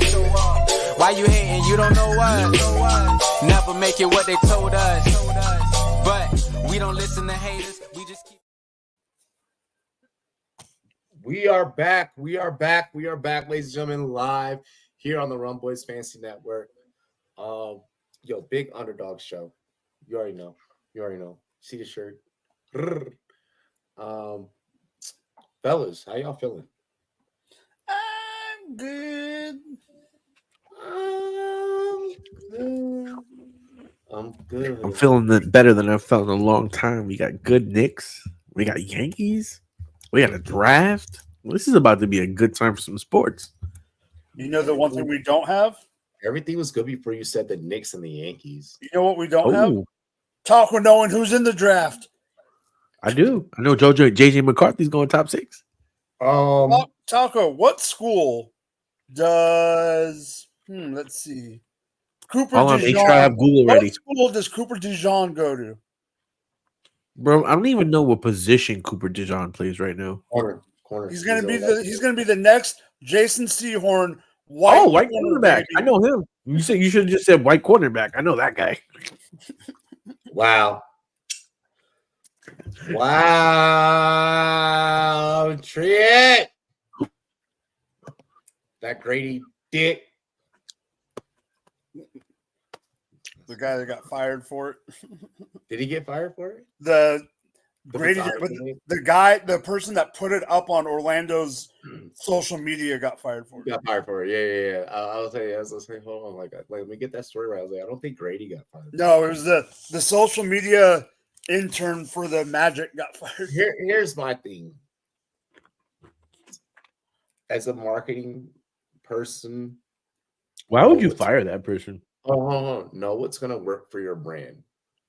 Literally, I swear to God, my coworkers at my new company over at Underdog, a pair of my coworkers are Cameron and Mace. Come on. Like if you watch It Is What It Is, like if you watch Rumboyz, you probably watch It Is What It Is. The shit that they say, come on, bro. Like there's more tame outlets, and this is the way that this is the direction that sports media is going. And my favorite part is, I remember I saw Dick calling over to he went to Anthony Black, I guess, and then Anthony Black ran over to the photographer for them to come over and take a picture. So it was premeditated. They knew what time it was, and the fact that the social media team rocked with it, I think, was good because everybody knew what time it is. It's just some funny shit. It's just 2 names. Firing somebody. Look, hopefully another team said, "Yo, I don't care if a portion thinks that it's offensive. If everyone else thought it was funny and thought it was great, that's why. I hate to get on this tangent. That's what I love about X-Men '97 is like it's a '90s cartoon that's picking up like where the '90s left off, and like they didn't change shit. They're not changing shit. They're keeping it real. Like, sometimes you just gotta let life be what life is. Like, let life be what life be. You can't change. Like, you can't. Stop trying to change shit. Like, you can't. Stop trying to change shit you have no control over. We try and invent this new set of rules and shit, and this new shit of how shit's supposed to be marketed and designed. And I ain't gonna say I don't agree with it all. Because like there's certain shit that I agree with. But bro, like let's stop with the cancellation shit. Let's stop canceling people. Let's stop canceling people for fucking comedy, bro. Like for comedy, we're canceling, bro. You would have never. I don't know. Like you're not. Listen, let's not even get into that because you seen what happened with the chick, Candace Owens. Like this shit's getting wild out here. So she's been canceled. She's whack. But like bro, but you saw who she tried to go after. I don't care about none of that. But like when it's when motherfuckers be trying to like go after like Dave Chappelle and like Cat Williams and you know, and then Cat's beef with other comedians and like all the shut the fuck up. Shut up. Shut up. Shut up. I'm done. I'm done. I'm done. I'm done seeing my people beef with our own and create beef within our own, unless it's hip hop, like because hip hop is built for that. Like there's certain arenas that are built for that, but like there's just certain that it's like, yo, just let shit be, bro. Like let people be creative, let people be dumb. I'm tired of setting parameters and bars around. Well, you can say this, but you can't say this, and you can say this extent point. Shut the fuck up. Shut up. Shut up. Everyone shut up. Everyone. Yo, JMU 30-16 right now. They fucking doing the damn thing. We got TCU up 10-6 right now. TCU hold it down. What else we got popping off right now? 8-6. I got the TCU game on. That's what I got right now as far as March Madness updates. We'll keep you guys posted in between topics. Let's go ahead. Let's get into the next topic. So we kind of already touched on like the I didn't realize I wrote JJ twice on this bitch. Yeah. And we already talked. Did we already talk about the Mike Williams shit? No, that's what we need to do now. Yep. So Mike Williams has signed with the New York Jets. Of course, Williams proclaimed his New Jersey / New York residency by having his first pork roll. Technically, it was. I'll get into it. I have my own gripes with how the Jets released this. We now, or do we now consider the Jets a top offense in the NFL? Or are we just picking up from where the Jets hype left off last year, pre-Aaron Rodgers taking his first snap? What are our thoughts? What are our opinions? The Jets, are we back on this or not? For fantasy, yes. For real football, hell no. This is going to still be a team that's going to pull. They're just like you always. I like this take. Yeah. Well, just like you say, Dallas always Dallases. It seems like the Jets always jet. And you bring in Hackett for Rodgers, like take away what happened to Rodgers last year. I still think that there's something missing from this offense. The line. Exactly. I mean, that's the main thing. Yeah, you got Garrett Wilson. Yes, you have Mike Williams. I'm afraid he's not going to stay healthy. Not even talking about the MetLife Field, just saying in general. I just don't understand the sentiment of, oh my gosh, now they're going to be a top team in the AFC. It's just New York media. I think it's New York media. First off, and then second off, it wasn't even a full like actual like pork roll or like a bacon, egg, and cheese. Like motherfucker, that receipt said Taylor ham. Taylor ham and pork roll are the same thing, depending on where you're at in the state, right? No, it's not. No, it's not. That's what I've been told by New Jerseyans. Taylor ham is the brand. Pork roll is the thing, right, Taco? I've never heard it called a pork roll in my fucking life, but New Jersey's fucking weird. God damn it. New Jersey calls it Taylor. A guy I work with, because when I order it a Taylor ham with cheese. He never has said pork roll either. But it depends from what I've been told. It depends where you're at in the state. Bro, you know what it is? It's a bacon, egg, and cheese. We call it a BEC if you want to get funky with it with a ketchup, pepper, salt, pepper, ketchup. You know what I mean? The Aki way. Like, we the Aki way. We ain't this fucking country bumpkin shit. Bro, I'm not putting anything. I'm not putting no cookie on my fucking sandwich, bro. I'm sure the shit. I hear pork roll. I thought you were trying to say pork bun, like he was having the Chinese shit, but like pork roll. I had to look this up. It's pork roll, bro. It's called a fucking. So apparently it was a bacon, egg, and cheese that the guy had. Because I'm watching Michael K interview the guy, And the guy gave him a Look fucking at the base. receipt. Look at the receipt. Look at the receipt, my guy.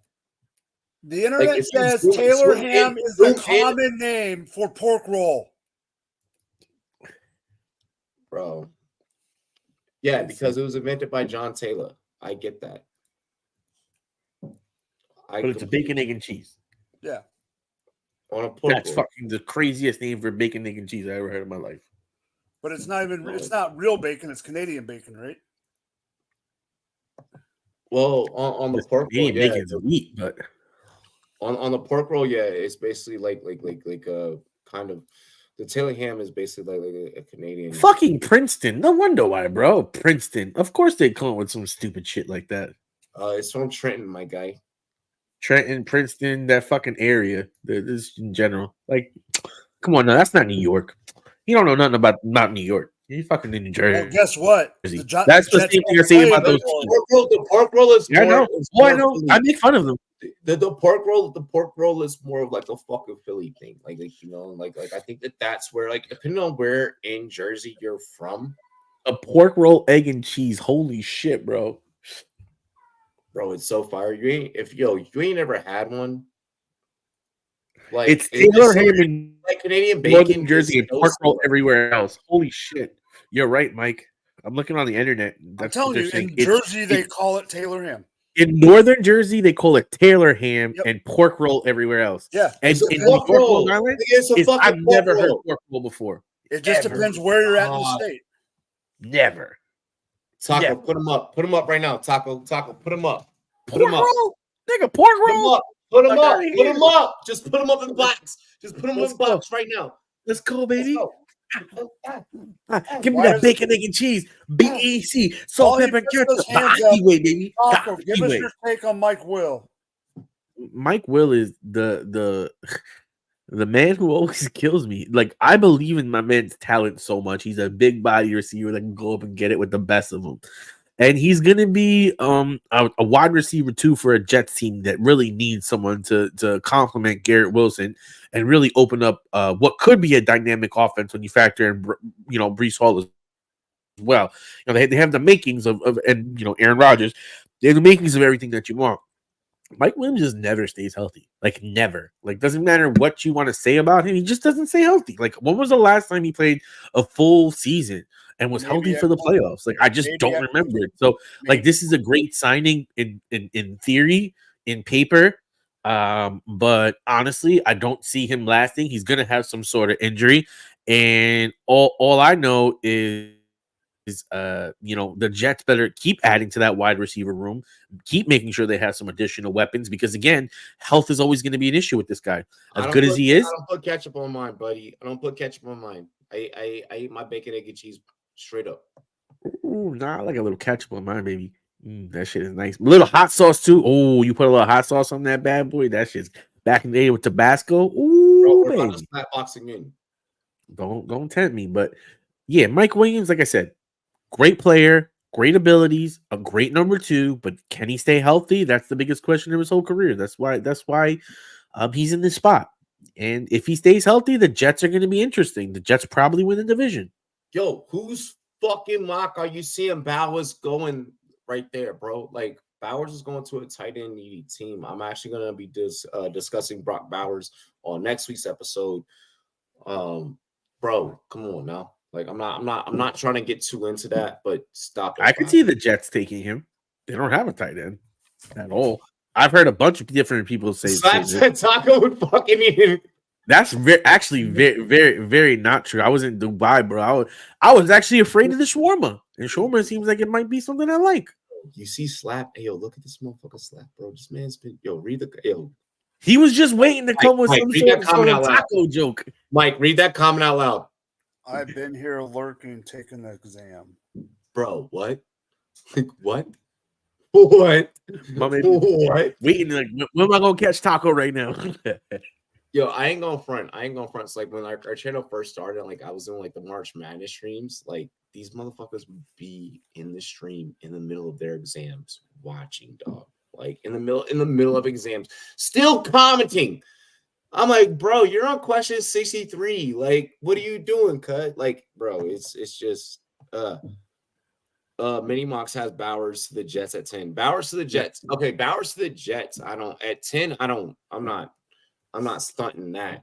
Like if you were saying that's what I've heard. Yeah, if you were saying that he was going like Giants. The Giants? No. Giants going JJ or Neighbors. Nah, I was about to be like, nah, never that. G. Mike, your thoughts? Mike Williams. I already gave mine. Ate a Taylor ham pork roll. I already gave my thoughts. It's your turn. I went before Taco. Man, that shot must have hit you, Robbie. I'm gonna be honest. I'm gonna be straight up. Even with the two receivers set like Wilson and Mike Williams, I feel so in danger for this offense still. Just because of how are you going to be able to provide protection? One of the weaknesses of the Jets has always been their offensive line. And I don't think that it's gotten any better. I think that this team wholeheartedly, as a philosophy, as a team, and as an organization, I think they believe that they can win by bringing in talent. You know, we look at the Sanchez's, the Marshalls, the et cetera. I think they can win by bringing in talent, whether it's mid or top tier. And they expect to exceed expectations. I think I think over the course of history, their formula has been to play to exceed expectations. And I think there has to come a point in the organization's life where it's going to have to be, we're going to foot the bill to make it happen. I don't mean to use, Mike's team as a example, but I mean, you guys are top 4 in offensive, top 5 in offensive spending. And look at how that panned out and look at how that worked out. Whether you do it for one championship or you do it for multiple championships, you need to be doing it to win a championship at the very fucking least. I feel like too many teams right now are focused on building multiple championships and trying to build a roster to where it can go on a run, which is fine. I mean, I understand the logic. NFL organizations, this isn't just to the Jets, but to all NFL organizations. Can we start focusing on getting to the one first before we start focusing on the second? New York gets I don't think you feel right calling them New York. Taco, your team, I feel rightfully is the New York team, the actual New York team. But they play in the same stadium. I know. Hilarious. But the New Jersey Jets need to figure it out. They need to figure out their own identity. They need to figure out less about what it takes to play that New York style of football and maybe more what it takes to play that Jersey style of football. And maybe that Jersey style is with a bunch of guys that can balance each other out and maybe not so much spending money on a position here and a position there and hoping for the best. At this point, I just look at the Jets as a team that is existing in the league because they don't have a good defense. They haven't done shit though since Naismith. They haven't done shit since Chad Pennington. I'll give them Chad Pennington. No. Mark Sanchez was a whole vibe. The Mark Sanchez, Rex Ryan era was a vibe. After that, they went down. It's been ever since Rex Ryan left. They stopped making things harder for yourself and make things easier for yourself. But it's Aaron Rodgers' team. What does Aaron Rodgers have? That's the question. Can Aaron Rodgers play MVP? And that's where I think that's where us as analysts and as fans have to hold ourselves accountable. We are putting this team way too much on a pedestal, and I'm done doing it. I'm done putting the Jets on a pedestal. Like, unless the Jets do something to seriously like orgasmically move me, I can't. I can't. I can't. The secondary is there. The defensive line is mid. The linebacker core to me at this given moment is okay. Like it's not. There's no. You got one player on your team with the sauce, and that's because their name is actually Sauce. There's no pizzazz. Yeah, there's no. Hey, in the words of Tyson Fury, one of my favorite boxers of all time, in the words of Tyson Fury, You know, there's no posh. Like I watched Anthony Joshua fight, and there's just no posh, mate. And I don't see that posh. Listen, man, you give Garrett Wilson a right quarterback, and then all of a sudden now you add in Breece Hall. You got spice there. You just got to get the job done. And I think even with Garrett Wilson, it's like, are you just playing receiver to play receiver? Or like, are you? Bro, how can you say that when he's had the shit that he was? Did you see the catches he's had to make? He's had the worst quarterbacks throwing to him, and you're saying that about him? Are you playing? Come on now, like that's Taco. Taco, I agree with you, but here's the problem with what you're saying. The great wide receivers, and if that's what people think he is, that he can be a great wide receiver. Who is Randy Moss the best wide receiver?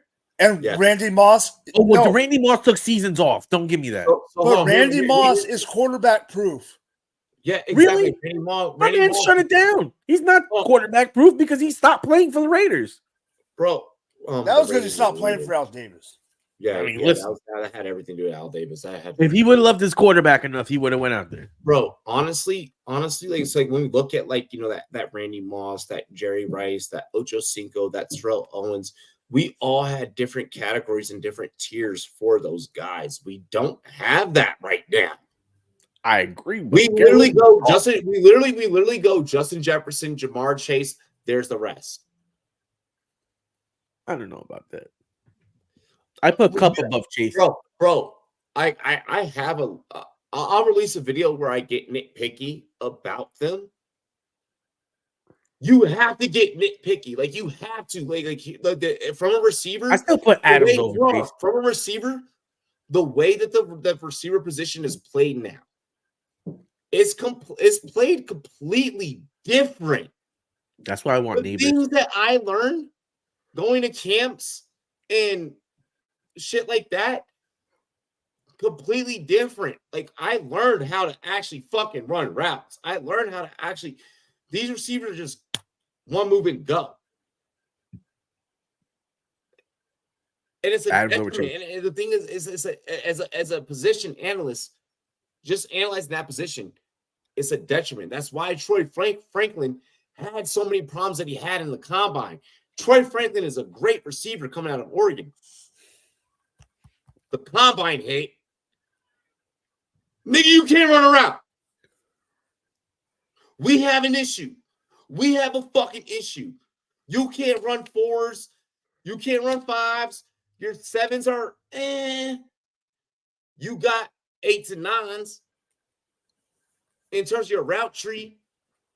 And that's where when we talk about this Mike Williams and this Garrett Wilson, I look at it and I see, okay, Garrett Wilson, you're going to have to adjust your game. Garrett Wilson, you're going to have to be the guy to be cutting inside. Those fucking Hollywood-style catches, those highlight reel catches you were making, that now becomes Mike Williams' job. Mike Williams is your deep route specialist. He's going to be your field stretcher. I see where Garrett Wilson is going to have to adjust his game.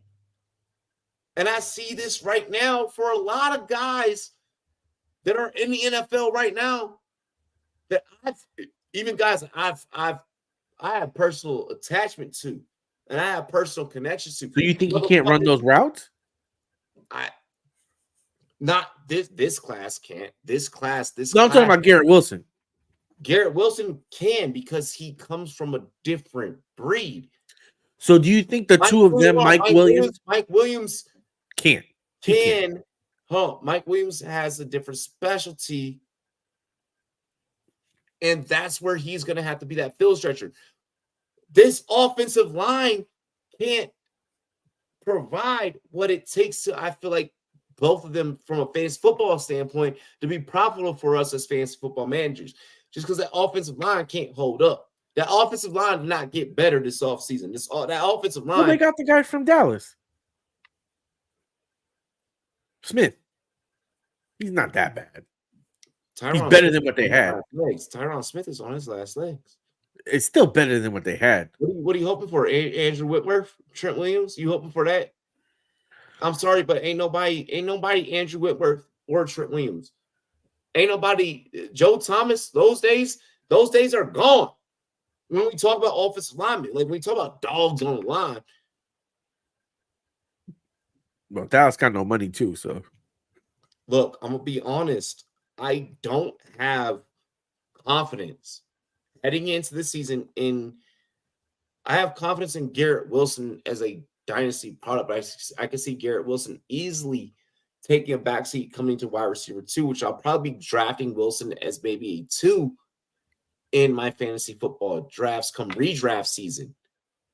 In dynasty, I think that you can maybe try and grab him as a 1 with the hope, but I'm taking it as a low 1. I'm not sitting here on record saying Garrett Wilson everything, Mike Williams everything.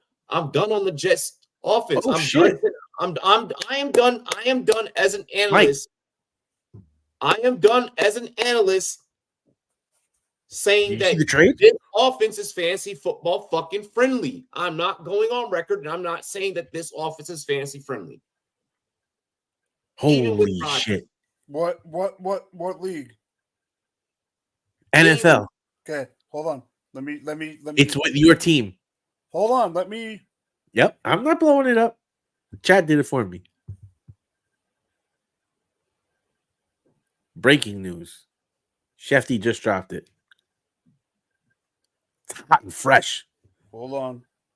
Like we can get your live reaction. That's why I didn't say anything.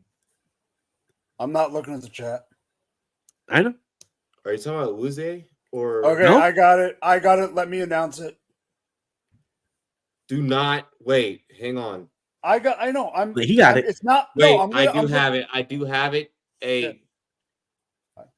Make sure that you say the source is per Schefter.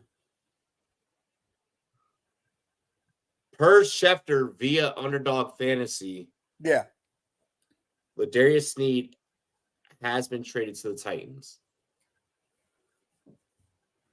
Chiefs are expected to receive a 25 third in addition. God damn, I hate this trade. Oh, this trade is fucking bad. So Chiefs I like three action. third in addition to a 2024 7th round pick flop. What the fuck? Damn.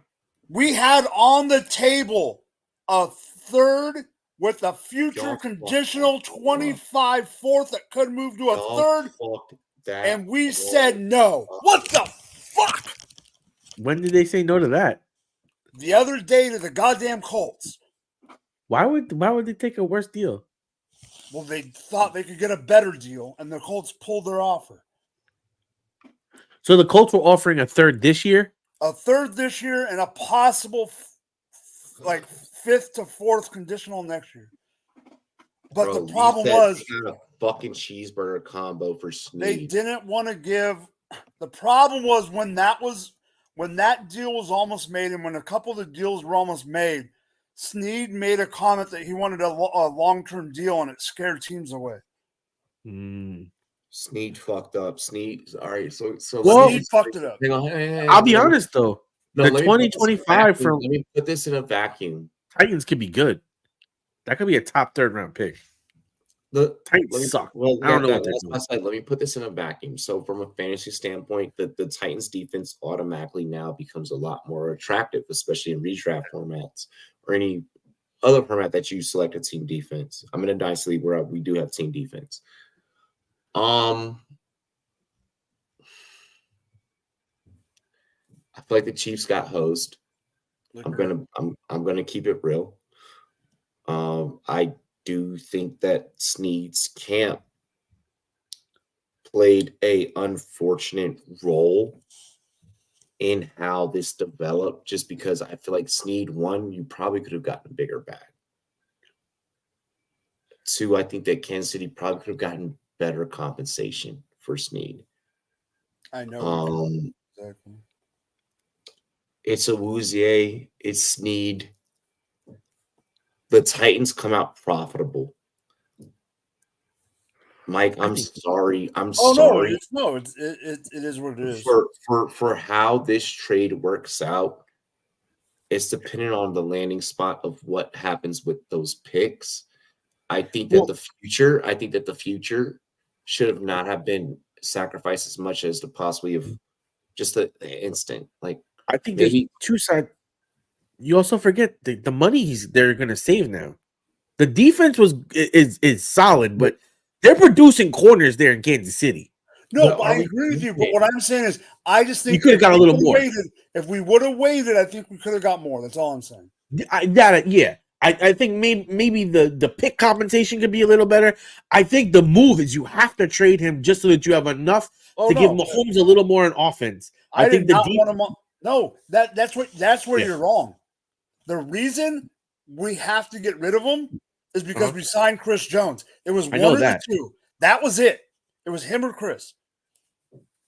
And so my problem was just the compensation. That's it. No, like you knew that something had to happen. Something was going to happen. I wanted him gone. I look at this. I look at this from a, and I like the Colts. I say this with a caveat. I say this with a caveat. I see this as a championship organization taking what they could get for what they could get. I feel like many times when a team is coming off of a championship and they're unloading players, a lot of other organizations look at it as, am I going to get the same thing out of that guy? I don't think that it's fair compensation for you guys. No. Is it compensation that as a fan I am willing to accept? Yes. I get that. Do you think the third round pick that you would get from the Colts this year will be higher than the third round pick you could possibly get from the Titans next year? I think that no matter what, Snead fucked himself over by wanting the long-term deal. I mean, okay, Snead saved himself from a personal standpoint. So if I'm Snead, I'm like, give me the longest deal possible. Give me, obviously, right? And I think that, that should go without saying. Here's the rule of thumb when it comes to trading in fantasy, dynasty, and in regular. A round pick for the future year is moved back one on the terms of grading the scale. So a third round in 25 is equal to a fourth round in 23. So yes, the Colts pick would have been better. Slap, I think it's less about feeling sorry. I think it's less about feeling sorry. That has nothing to do with it. Here's the thing. And also what I don't like about this comment, like I am just gonna personally break down this comment. Saying that a team has a cheat code because of a particular player. Oh, they do. It would hold something to me. That sounds like a Taco take. I'm gonna be honest. It sounds like some shit that Taco would say. Taco just agreed with it. I would say, yeah, this team has a cheat code because of one player in a sport like basketball. In a sport like basketball, well, fuck, like you got LeBron James. Like, Robbie, okay, that's where, like, oh, you got Giannis. Like, Robbie, do you remember last year when Mahomes was on one leg and he went and beat Burrow? One leg. One fucking leg. Don't tell me that. He's a cheat code. The man had one fucking leg and went there and beat Burrow, who had everything and no excuse. Mike is just sitting there like, I don't want to say anything, but cheat code. That's cheat code. You literally put the Game Shark on. Dude said, I don't feel my feet, and I'm still going to beat you. Pulled out the one fucking piece of film that he's ever watched in his entire life. Listen, bro. His entire life. Cheat code. Cheat code. And now he is Brown. He's about to bring that Tyreek Hill shit back. He's like, welcome to Madden. I love how you literally pulled out the one. And of course, it would be an iconic piece that you're like, I can remember this. And meanwhile, I'm like, go look at IMG, JJ McCarthy. Like, shut up. Stop. I mean, stop. I'm telling you. Stop. Top six. Dead. No, like straight up. I'm not gonna sit here and be like, you know, and I get that you were saying it was a joke. But I don't think that anyone has a cheat code per se. With the way that the offseason has worked, let me just say this before we get into the final topic of the night. The way that you bet your NFL futures this season, you are doing it to expect the unexpected.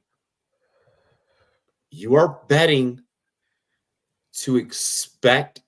Look at last year. That formula worked out well, really well. This YouTube channel was like, hey, like Denver got a shot. we went on what, a 4-week run where Denver was winning games. Yeah, they were on fire at one point, and then they shit the brick. Like, again. I'm not trying to say this to be like the hot take analyst on the market, but like, I'm not mad if you go out and you place a fucking Commanders to win the NFC East. Like, I'm not mad at that. I'm not mad at if smoking, bro. I'm not mad at if you have the Chargers in their first year of Harbaugh being at the bottom of the division. Like, I'm not mad at shit like that. Like, I'm not like, I'm really not. I'm not going to sit here and be like, but look at what this team did last year. One thing that I've learned doing this, every fucking year is different. If you're already if right now you're like, yeah, the Chiefs are the number one lock, I'm letting you know that you're wrong. Without us even getting to the Super Bowl next year, I'm letting you know, like, don't do that. Don't do that. Don't do that. I'm betting the Chiefs to win the Super Bowl. I mean, if you're gonna do it, lock it in right now. Like, yeah. Don't take what I'm saying is, I'm not faulting. I'm not saying like don't do like what you feel. Yeah. What I'm saying is, what this channel has done really good on and has found a success on is looking at the anomalies and finding the anomalies and pinpointing those things. You got to be timely when you do it. And in the time, yes. That's what you're trying to say. Right now is not the timing to be fucking crowning anyone. And right now with that trade, because of the way that the Chiefs scout, I can't sit here and be like Matt is saying, like, Titans still suck. Like, I can't sit here and be like, yeah, the Titans won the trade. Bitch, for all I know, knowing the way the Kansas City Chiefs scout, they already have the next generational talent rocked and ready to go. Don't be surprised if it's probably going to have nothing to do with the picks that they got back from that trade. No, don't be surprised if we take a DB now with our first pick. And that's what I'm saying. So, now that we have Hollywood. All of this. I want you guys to get Hunter Renfrow so bad. I just see that. No, stop. No, I don't. I just see that. Stop. That gives them breaking routes. I don't want them to have breaking routes. I don't want them to have breaking routes. Right now they can stretch the field. They can use Rice in the intermediate. Let me ask you a question, Taco. If they were to get Hunter Renfrow, does that mean that Kadarius Toney gets cut from the team? I would hope so. Then I want him. Obviously, we all want Tony to be cut, right? But here's the thing: so, like, if you were to land, like, and I'll just entertain this really quick. Like, if you were to land a Hunter Renfrow, what him and Rice are able to do in that intermediate to crossing routes exchange, like, bro, I would literally, if I'm Reed, I would literally just have a route where, all right, Hollywood, you're gonna give me a deep slant, you're gonna give me a deep 7. Let me give Renfrow a 3. Let me give you a 4, or a 5, and let me just have you both break in opposite directions. Let me give you 3. Let me give you 4. Let's break in opposite directions so that one route overlaps a deep dog. No. Yo, Robbie, we need to play Madden this year. We need to play Madden this year because one of my favorite things is to run hot routes on quarterbacks when I'm playing Madden. I fucking dominate like that. And all you're talking is hot routes on Madden. So Madden's not a yeah, I know what you're saying, but like, I love how as a real football player, someone just told me the hot routes on Madden. but I am gonna get I am getting a PS5, so that's the thing. Yeah, I'm about to get my fucking whatchamacallit stream thing so we can stream that shit. No, I'm down. But yeah, but just know that like the way that I actually like football and Madden are like they're not the same. They're not at all. I know what you're saying, but you're basically breaking down like you're reading the defense and you're saying I would run a couple of different plays and the way I would run my offense. And like, there's so many different things that I would do in that combo. I want to get into the last and final piece of content of tonight. Yeah. All right. So we start off today's show playing the Kendrick Lamar diss to Drake and J. Cole. In celebration of that diss, in celebration of hip-hop being back at a top-notch level, need I say, I need you guys. Kendrick said, fuck your big three, it's just big me. It is just big you. Give me your big three for redraft. It can be redraft or dynasty. Give me your big three: quarterback, running back, pass catcher. It could be tight end or receiver for fantasy football. If your big three correlates between dynasty and redraft, I will take an extra shot for your take if it correlates between. If I feel like it correlates between the both. Yeah. If it doesn't, I'm gonna call you the fuck out. Mike, you start. No, Taco starts. He's first. Taco, you start. Okay. Because he's on the. It's the next horn. Hey, if you can make it best ball, if you can make it, if your big three correlates between best ball, dynasty, and redraft, I'll take 2 shots for your take. 1 shot if it correlates between 2. 2 shots if it correlates between all 3. All right. I like to hit the trifecta. So I'm going to go running back, CMC.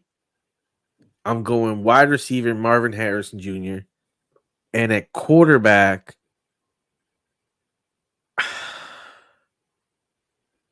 that's the toughest decision for me. And I think I'm going to go balls to the walls, baby. Anthony Richardson, baby. AR-15 going to blow the fuck up. AR your QB. Yep. CMC my running back. And Marvin Harrison Jr. is my wide receiver.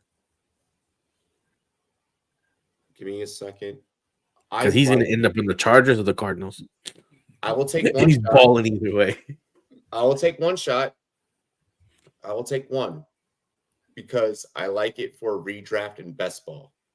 That's the problem. I know. Yeah. Didn't cover all 3, so you didn't get the trifecta. CMC with the CMC age too and fucking dynasty. valuable, bro. That's the issue. That's why. That's my issue right there. You said it, Robbie. Yeah, but don't get me wrong. I'm also. This isn't me saying that CMC isn't a bad pickup in dynasty. No, he's not a bad pick at all. It's just the it depends on your roster build and so on and so forth. He's just so good though. Like I like to win championships. From the perspective of it being a dynasty startup, I don't know if I'm starting up with CMC. I think there's other backs I could get away with. So let me take the shot. Let me throw up a comment. Let me throw up a comment before we get into Mike. Field Swift Allen. My man took the Bears. He's going pure redraft. Here's the thing. Here, no, I don't think he's going pure redraft because Fields can be a dynasty pickup. Fields can be a best ball pickup if you're doubling that up with the Russ situation, like we brought up in the beginning of the show. Sure. So I like the Fields. I like the Fields in I just don't like it for the redraft. Swift, I like it for all 3. Allen, I like it for all 3 because of at that age, at that position grouping. How can you say that over CMC? I'm talking about the pass catchers. Swift is younger than.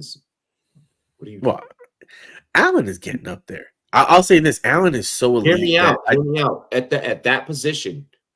Okay, so on average, any year in, year out, you have about 100, 130, 140 wide receivers that are serviceable in fantasy football that you can select from.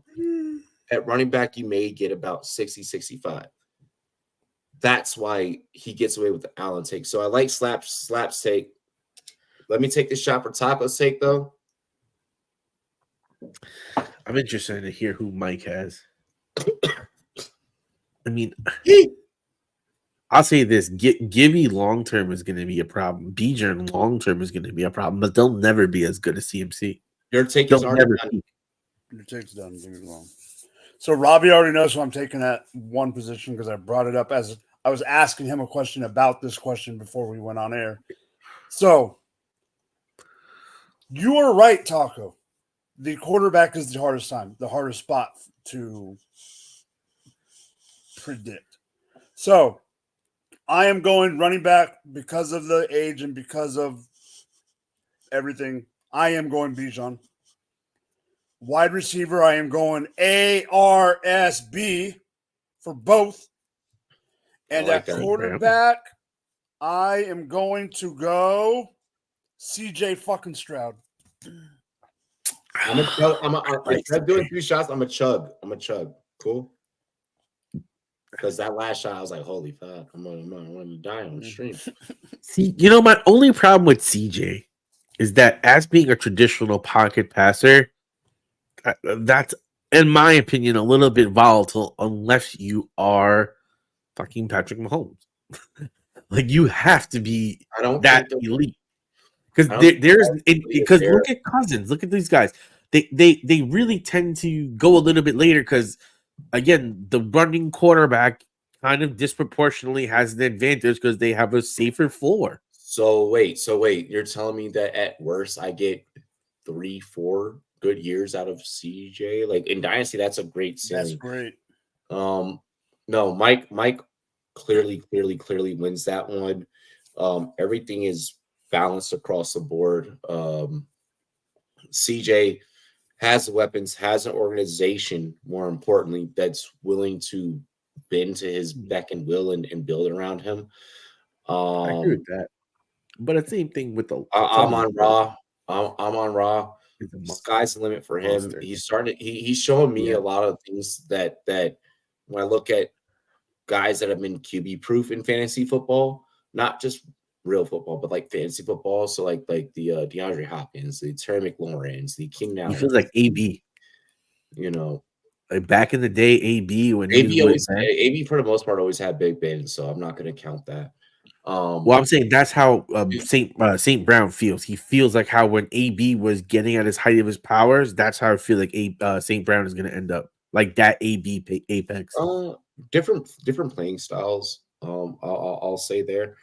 I'm on Raw at this point. Reminds me of a prime Golden Tate, except accentuated. Golden Tate didn't have the longevity that I think that Amon's going to have, but he plays a lot like Golden Tate. And I'm not just saying that because they're in Lions uniforms, but and then to the running back Bijan. I mean, it's kind of obvious. I feel like with Bijan, I feel like Bijan is maybe the most obvious pick at running back. I am going to go a little bit different. I am going to go a little bit different. I can already pick his team, Taco. All right, I'll let you try and pick my team. I'll let you try. No, I am completely joking when I say this. This is not serious. Oh, let's say it's JD Daniels, B Rob, and freaking Terry McLaurin. No, it's not actually. I don't know, man. With all those weapons in Atlanta, my quarterback for me, I don't see this organization giving up on this young fella just at the drop of a dime anytime soon. So I think I still have some burn out of him. And that is going to be Lamar Jackson. I think that I still have at least 3 to 4 more years out of Lamar Jackson across all 4 years. Okay, cool. Across all formats. So I am rocking with Lamar Jackson. I can't jump off that train quite yet. Gives me very much old school Michael Vick, Atlanta Falcons vibes. And as long as I can ride that train, I won a lot of championships while Vick was in Atlanta. Excuse me. There was at least 4 years straight where I had Vick as my quarterback every year. At running back, I am going to go Brian Robinson. That is where the bias does come into play. I do think this guy can be a goal line carry, a third down back. I do believe the NFL is changing to running back by committee. So if he were to leave teams and go somewhere else in the future, that team is going to make sure they complement his skill sets. Can I ask you a question about B-Rob? What do you think his fuck you? What do you think? For this season only, Robbie. For this season only in redraft. RB blank is his ceiling. I think RB13 is B-Rob's. I think RB13 is where you can submit B-Rob, and I'm okay with. I think he'll be a little higher than that. It's no higher than gonna RB8. It's no higher than RB8. I'm gonna be completely honest. It's no higher than RB8. That sounds about right. 8 to Like, 13 sounds about right. Yeah. Who the fuck invited this guy? Everyone picks studs and you. B-Rob, Robbie, you get no drinks. Where's that app answer from Happy Gilmore? May God have mercy on everyone's soul for having to listen to that answer. At wide receiver, at wide receiver, I didn't want to have a take that's the same as everyone else's. Man, rah rah rah, ooh, la la la la, ooh, la la la la. Stuck in a bad offense. I have to not anymore. Yeah, not anymore. But I have to go Amon Ra. There's too many comparables in receivers that I grew up watching and that I grew up liking. There's too many comparables in receivers that I like. To where like this man's not a dog. But it was Leafs is right. He's like, I thought it was gonna be Puka. I thought it was gonna be Chase. And Joe Burrow definitely got left in the cold. He's not big Joe Burrow anymore. He's little Joe Burrow. No, he's still Joe Burrow. He's not big Joe Burrow. He's just Joe Burrow. No, he's still big Joe Burrow. You don't even think about him. You talking about Lamar and everybody else. You didn't even think about him. And what about Chase?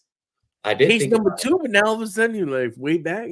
You falling off your Bengals ride, bro. It's not that I'm off my Bengals. Like you're fucking this all up.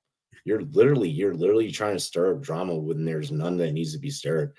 Like you're lucky at running back. I did not go Devon and Chan because like I would have easily fucking gone to Chan. Like, I mean, that would have been fun. No, like I don't have enough evidence. I'm going off of what I have evidence. Are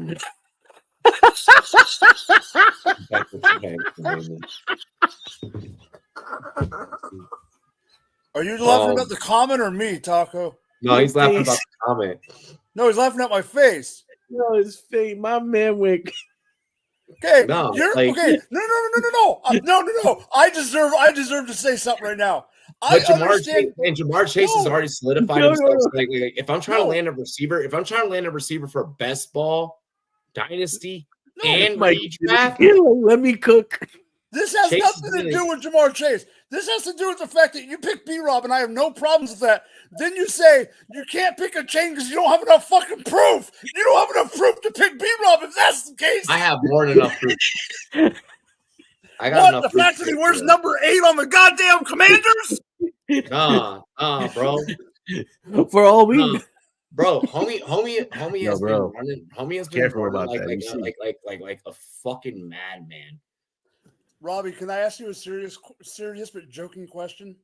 And I hope Taco laughs at this because this might be the black. B-Rob gives me, you know who B-Rob reminds me of?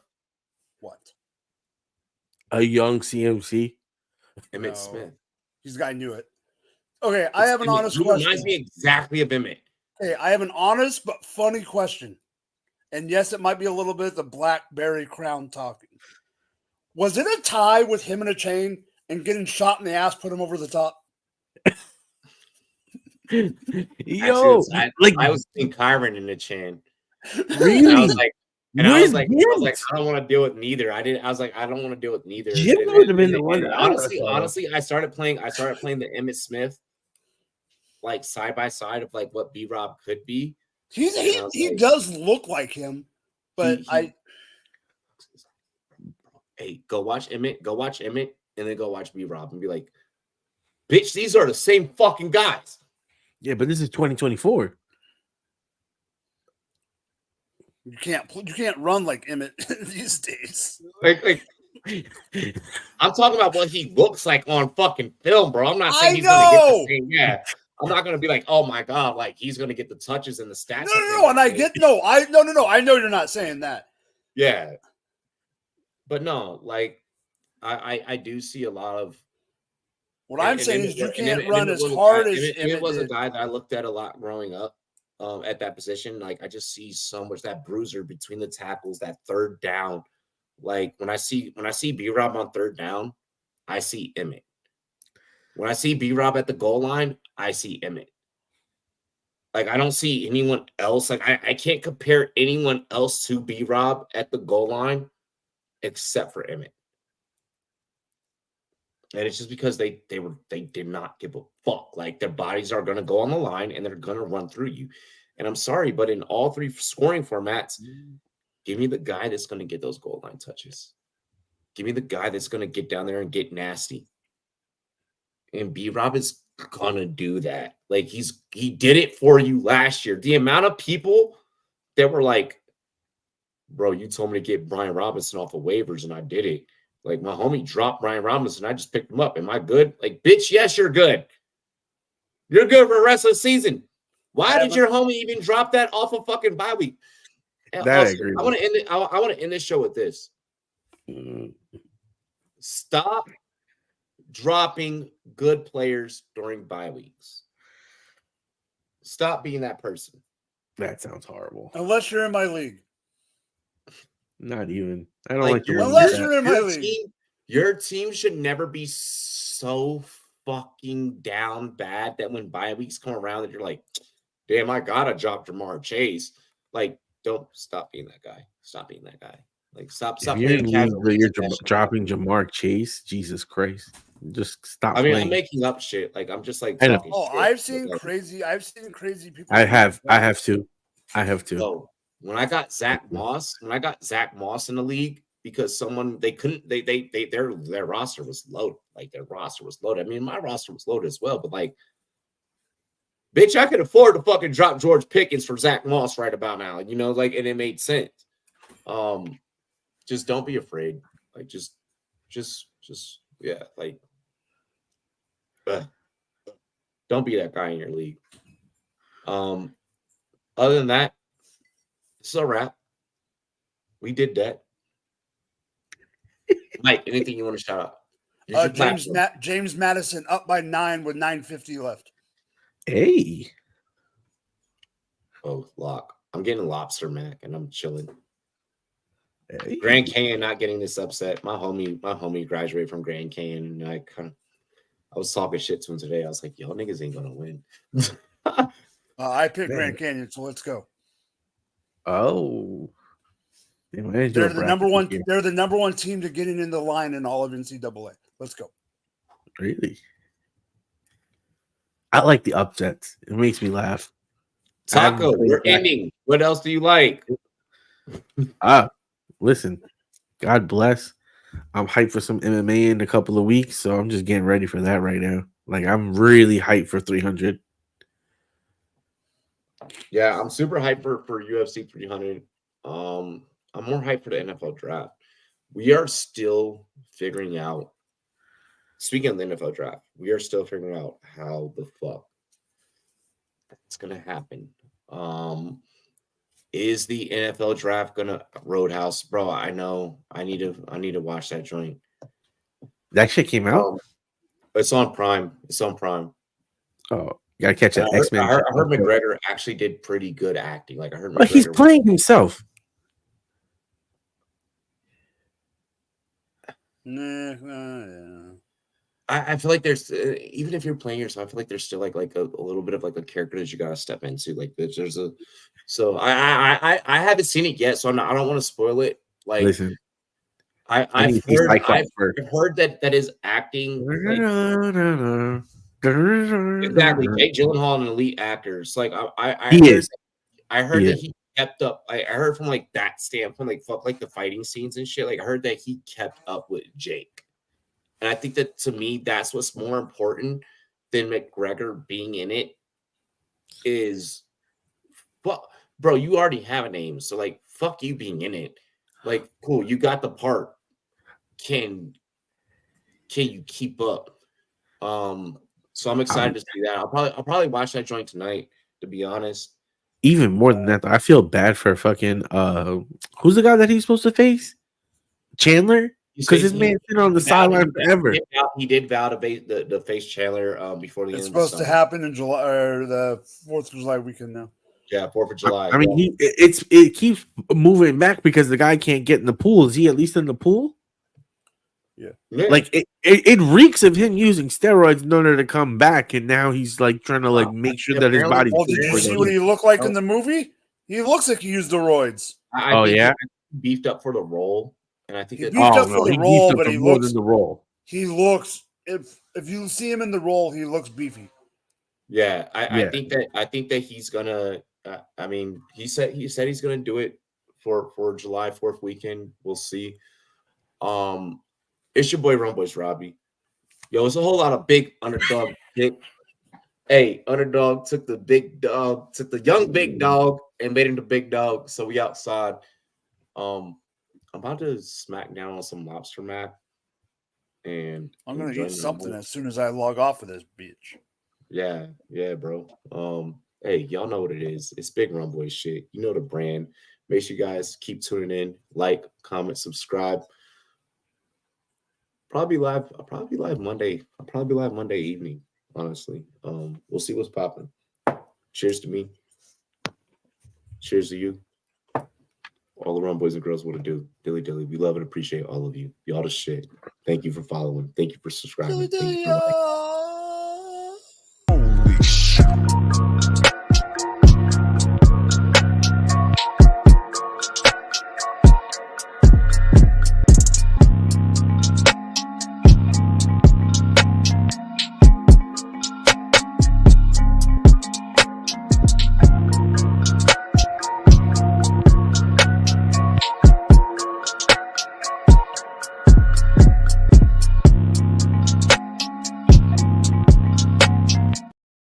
And shout out to Slap for the don't know hype. Now we're ending it. Now it's ending.